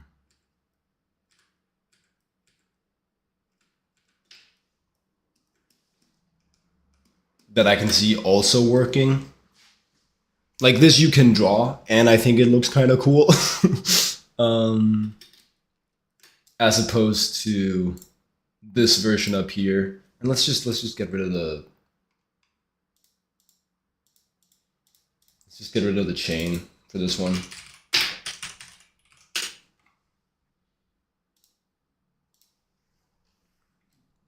Like this version I think is cool, but it requires that 3D workflow. Um,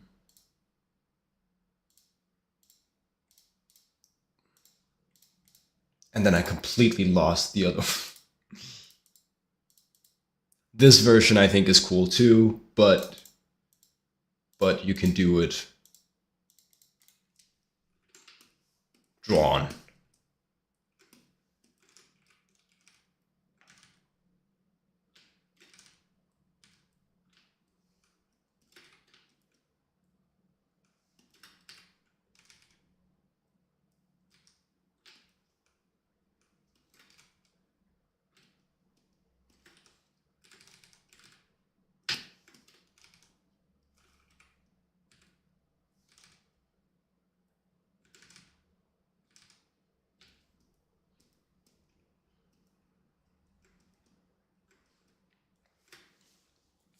We'll see. We'll see.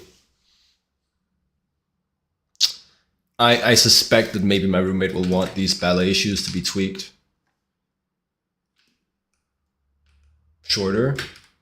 But for now, because it's just me in here, I make the calls, I make the decisions. Right now, they're going to be quite long.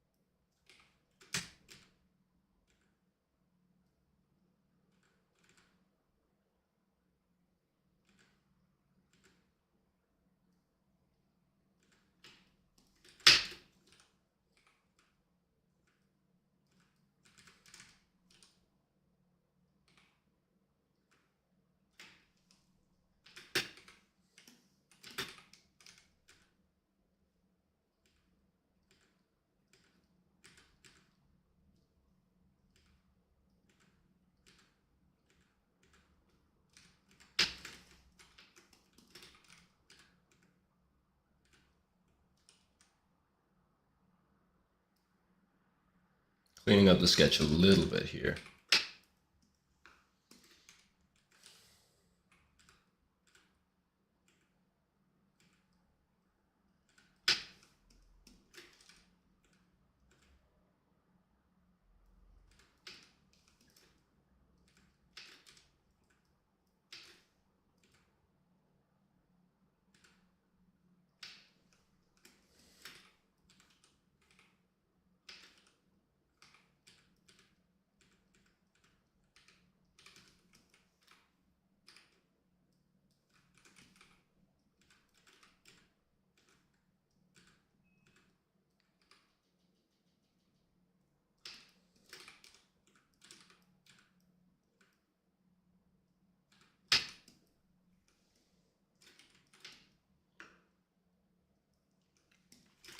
Yep. And then just do like a pass on the hair here.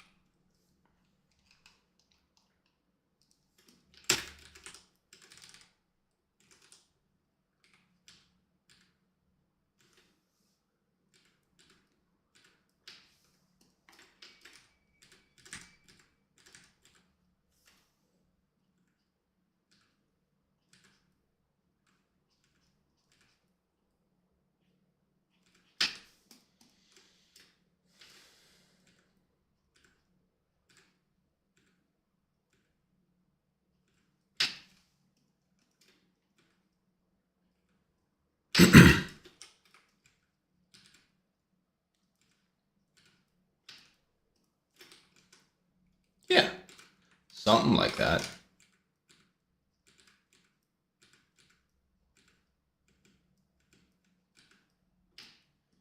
And then, of course, we've got a couple different designs for the mask. We don't need to decide on that right now.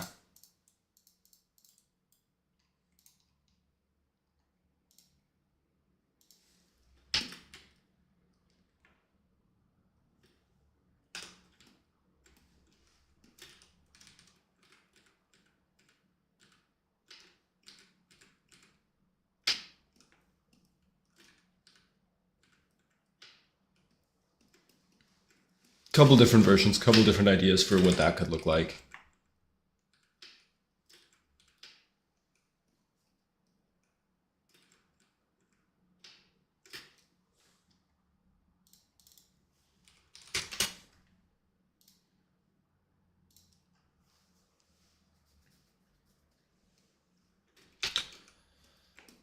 I'm thinking, what am I thinking? I'm thinking in a couple seconds, as soon as I do this last operation that I feel like doing here.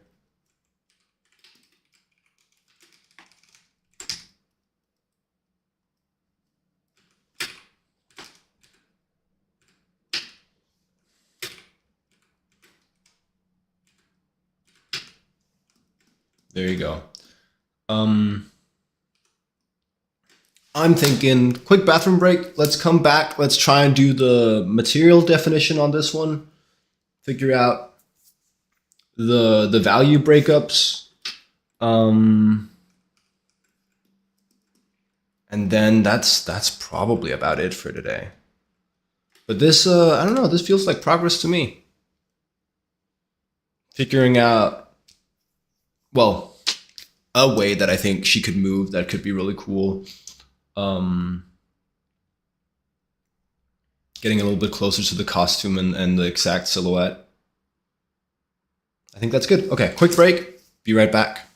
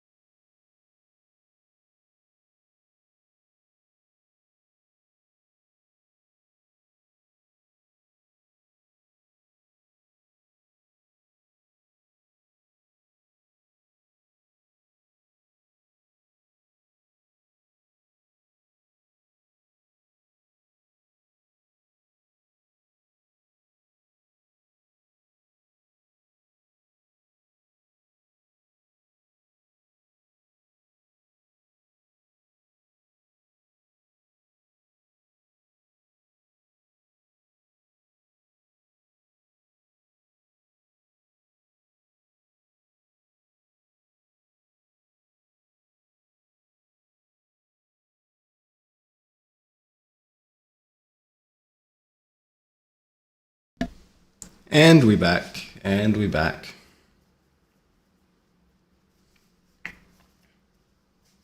I said material indication.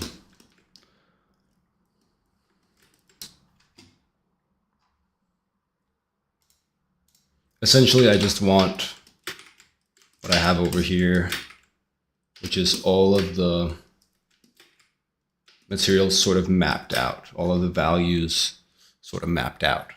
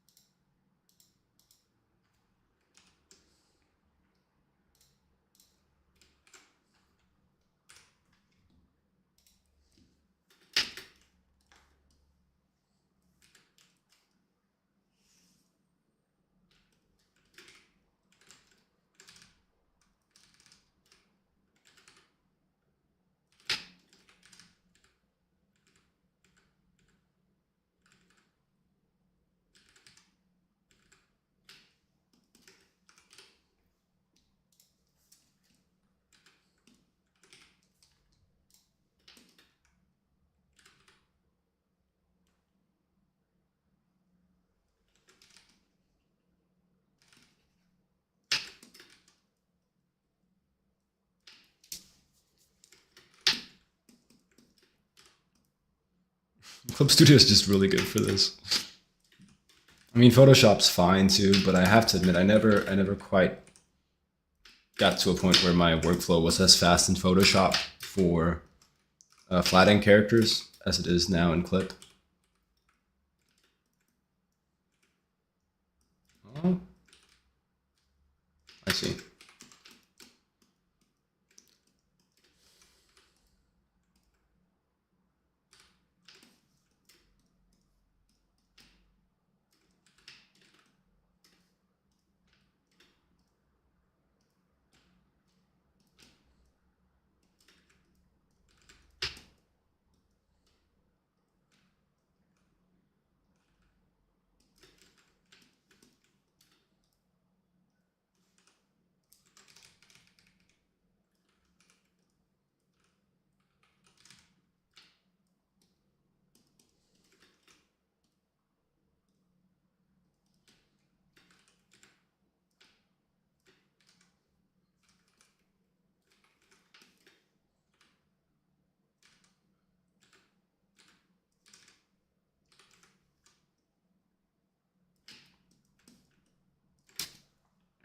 There's the silhouette.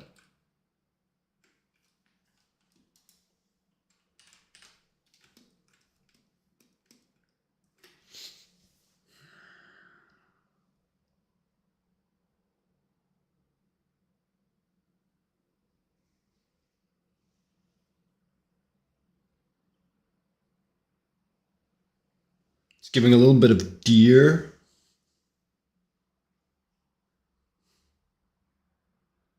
I wonder if I can find a way to remove that.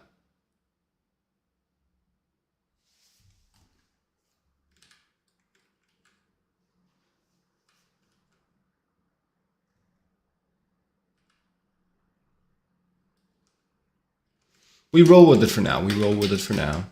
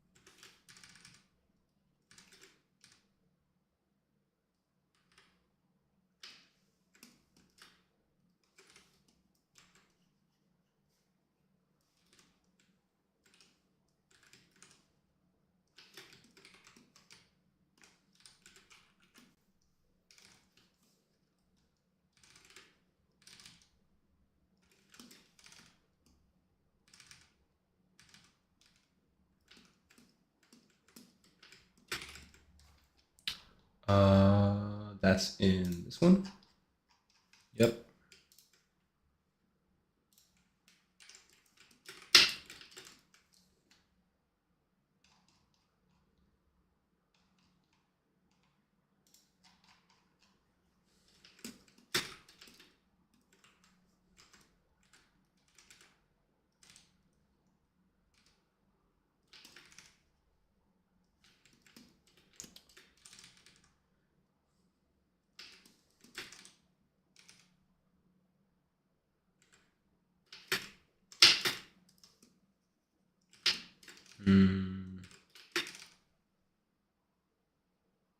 If that's the porcelain, then I think skin could be a little bit darker.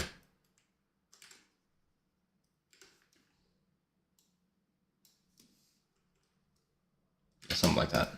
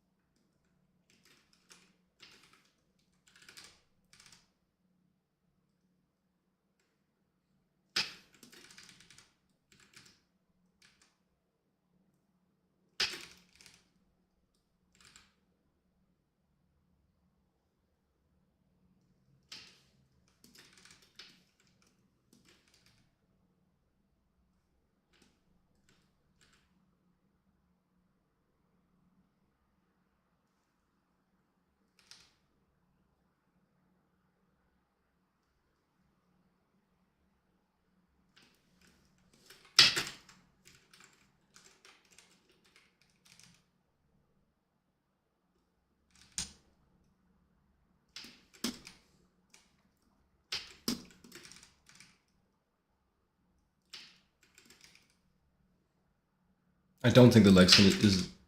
I don't think the legs are going to be all porcelain, but let's just do that for now.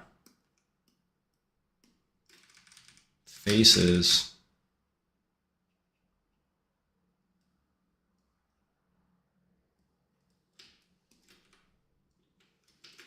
And bracer.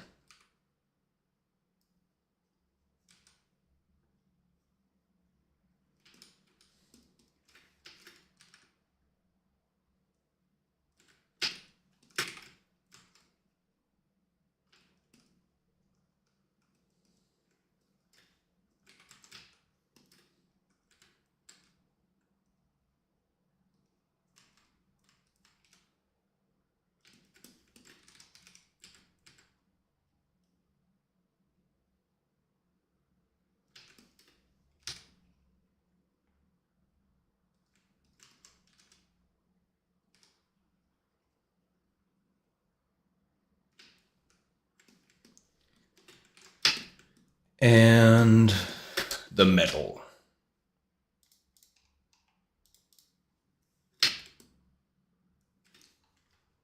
Fine.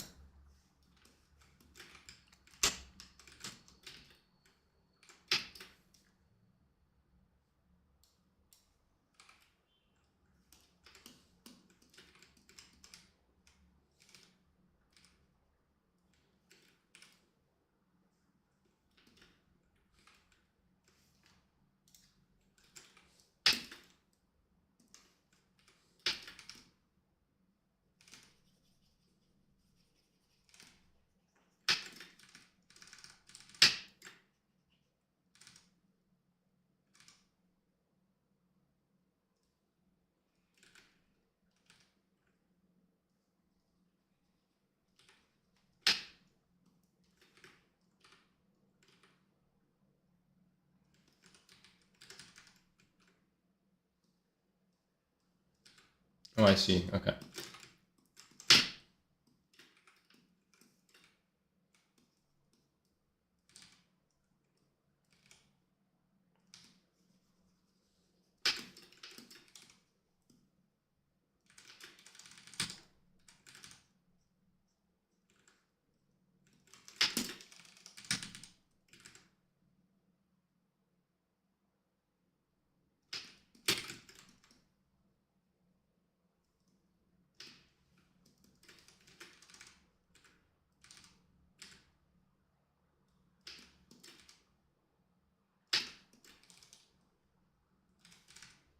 The silence of locking in once again falls over Jacob's stream.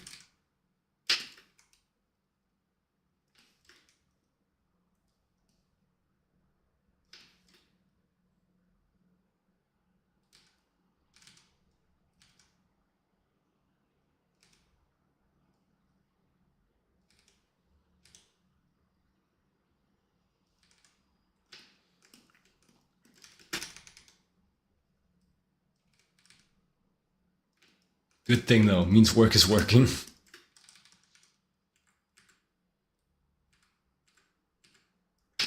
Well, provided it's entertaining enough for the stream, it's a good thing.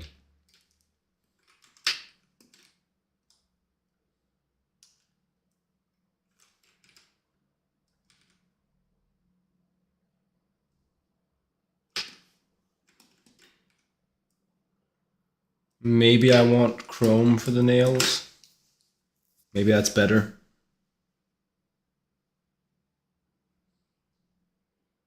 Better than doing it alone.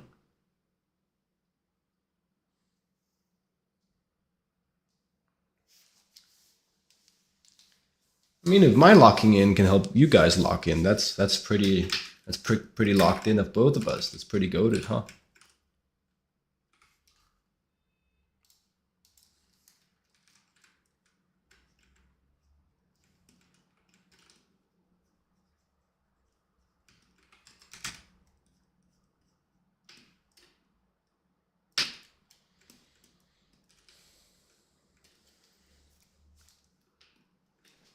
I think we might be onto something here. I mean, I think we might be getting somewhere.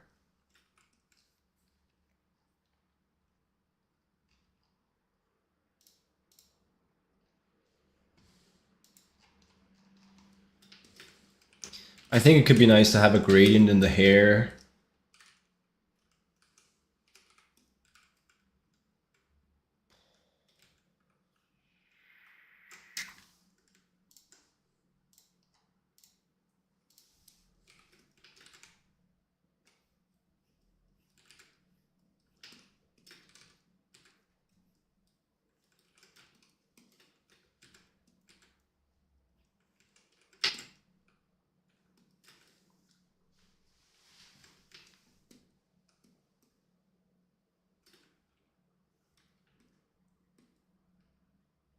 Which one of those, though?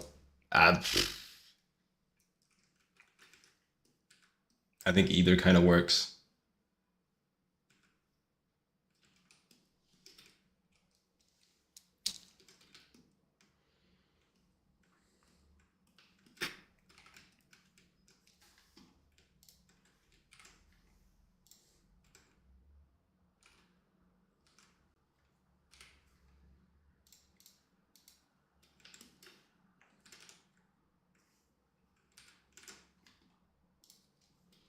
And then we just make clear that this is supposed to be like a chrome-like material, highly reflective.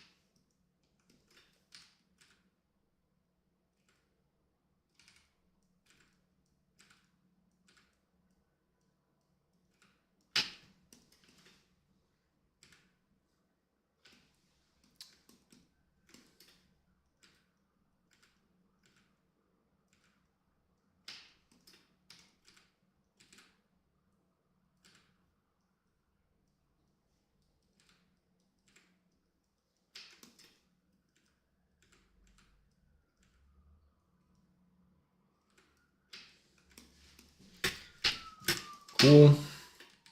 And the highlights.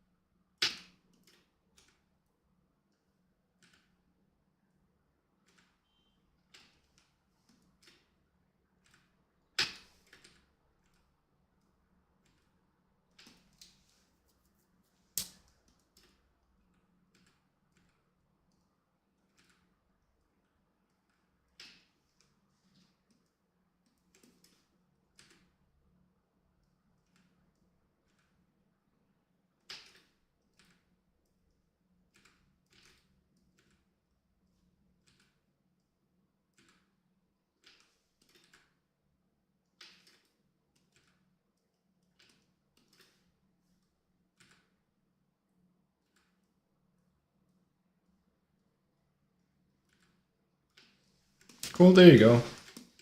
So that's chrome, that's metal.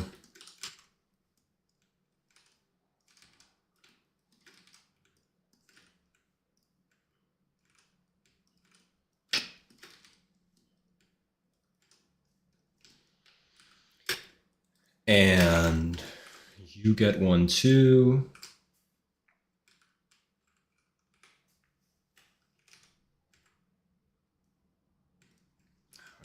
We're gonna have to darken it a little bit. Yeah.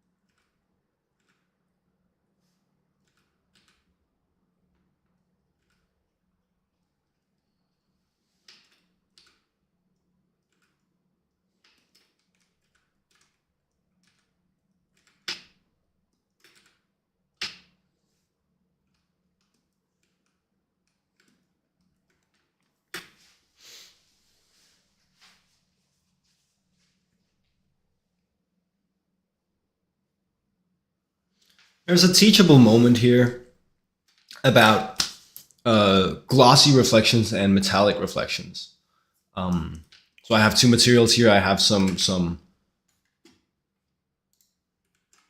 I have a chrome-like material here, and then I have like a porcelain-like material here. And chrome is a metallic reflection. Porcelain is more of like a glossy reflection. The metallic reflection will darken the material as well as brighten the material. Meaning it kind of reflects everything in the environment around it. If there's a dark object right next to a metallic reflection, that metal is going to be really dark. A glossy reflection, however, happens on a diffuse material. And if a diffuse material has like a gloss, porcelain is like glazed porcelain is a great example. You won't see that darkening of the material, and you can see if I go in here and start to actually paint dark reflections on my porcelain here, it starts to look metallic. Instead, on a material like porcelain, you'll just get the brightening reflections, right? So I'm just doing the highlights essentially here. That's an easy way to differentiate the two. Of course, they would both be affected by Fresnel. They would both have be more reflective on the surfaces of the material that are tangent to a line of sight. So around the edges. But big difference is metal would have this darkening reflection as well.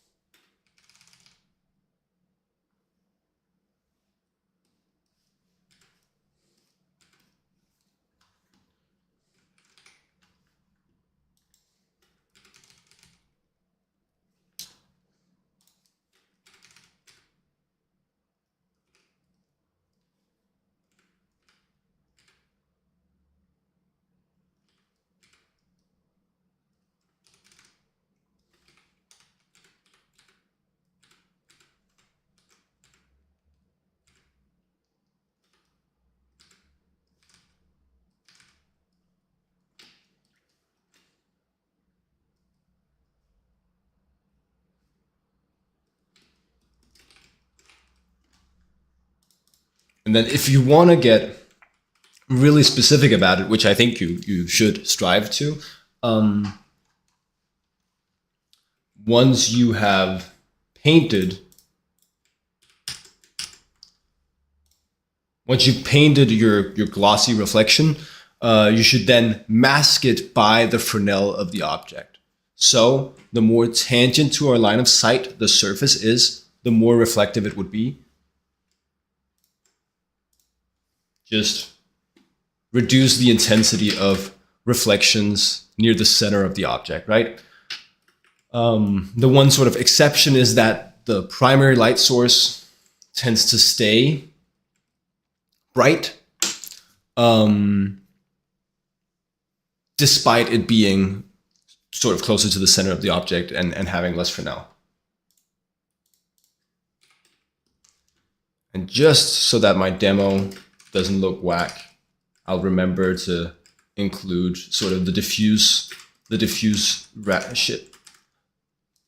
Just so my demo doesn't look whack, I'll remember to include the diffuse rendering underneath the glossy reflections, because that's the big distinction. Is while the metallic reflection is hyper reflective throughout, a glossy reflection happens over a diffuse rendering and a diffuse reflection.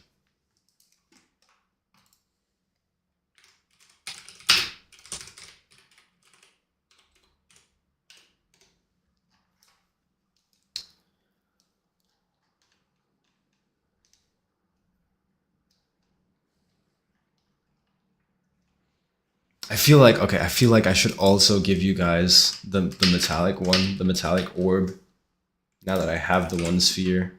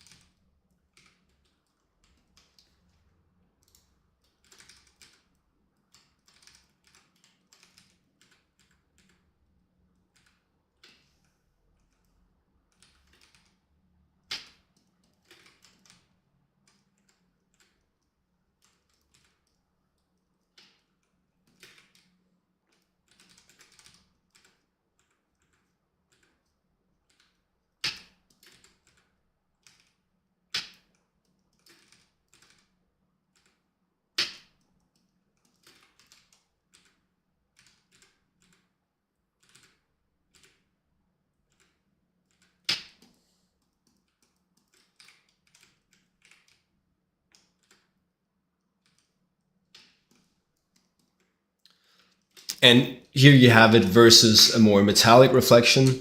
I'll admit this is a shoddy metallic reflection because I'm kind of inventing the environment. I'm not actually placing any environment on the sphere. If it were more correct, you'd see the figures here on the side being reflected onto the sphere, right? But once again, like the point that I'm hoping to make and that I hope you see here is the metallic reflection is both darkened and brightened, or both darkens and brightens the object. And I hope this to you feels like more of a metallic reflection as well.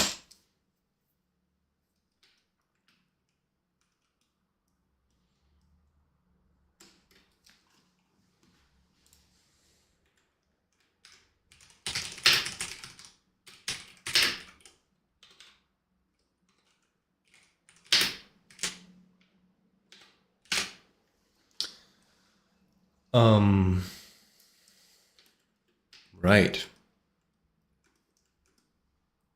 And we put all the materials on there. I have more of a speak for you. The last thing I wanted to talk about today is making your studies relevant to the work that you then go and, or making your warm up relevant to the work that you then go and do after your warm up. This is something that helps me a lot because I get to do more of a deep dive within the limited amount of time that you have to draw every day. So I did my warm up today looking at a lot of ballet poses. Even better than what I did would be to then draw based off of these imaginatively for my work of the day. What I instead did was I really liked this pose here that I did in the warm up, and then I just adapted that to my final piece. So the benefits to making your warm up relevant to your work is twofold at the very least. You get to do more of a deep dive, hopefully, into the subject matter, and you can potentially save a little bit of time if you can reuse some of the work from the warm up in the piece.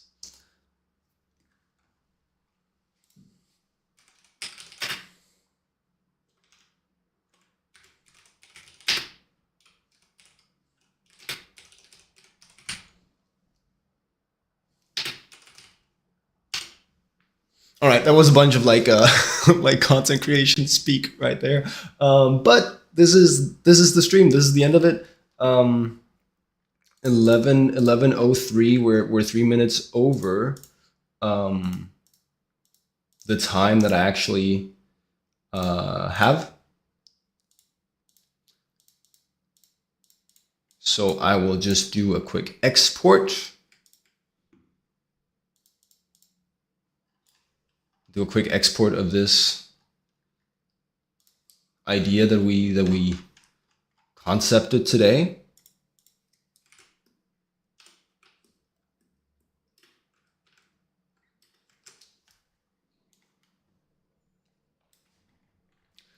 Actually, let's do it with the chains.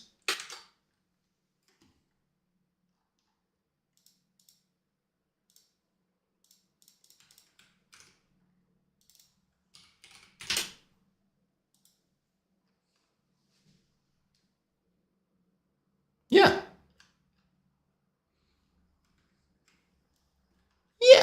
Yeah. That's about it. Throw those into the Miro board that we use.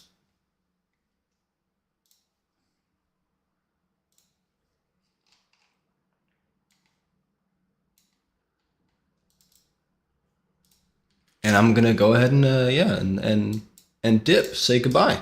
Thanks for joining. Thanks for hanging out. See you in the next one. Until then, have a good one. The next one will be Monday. So have a good weekend.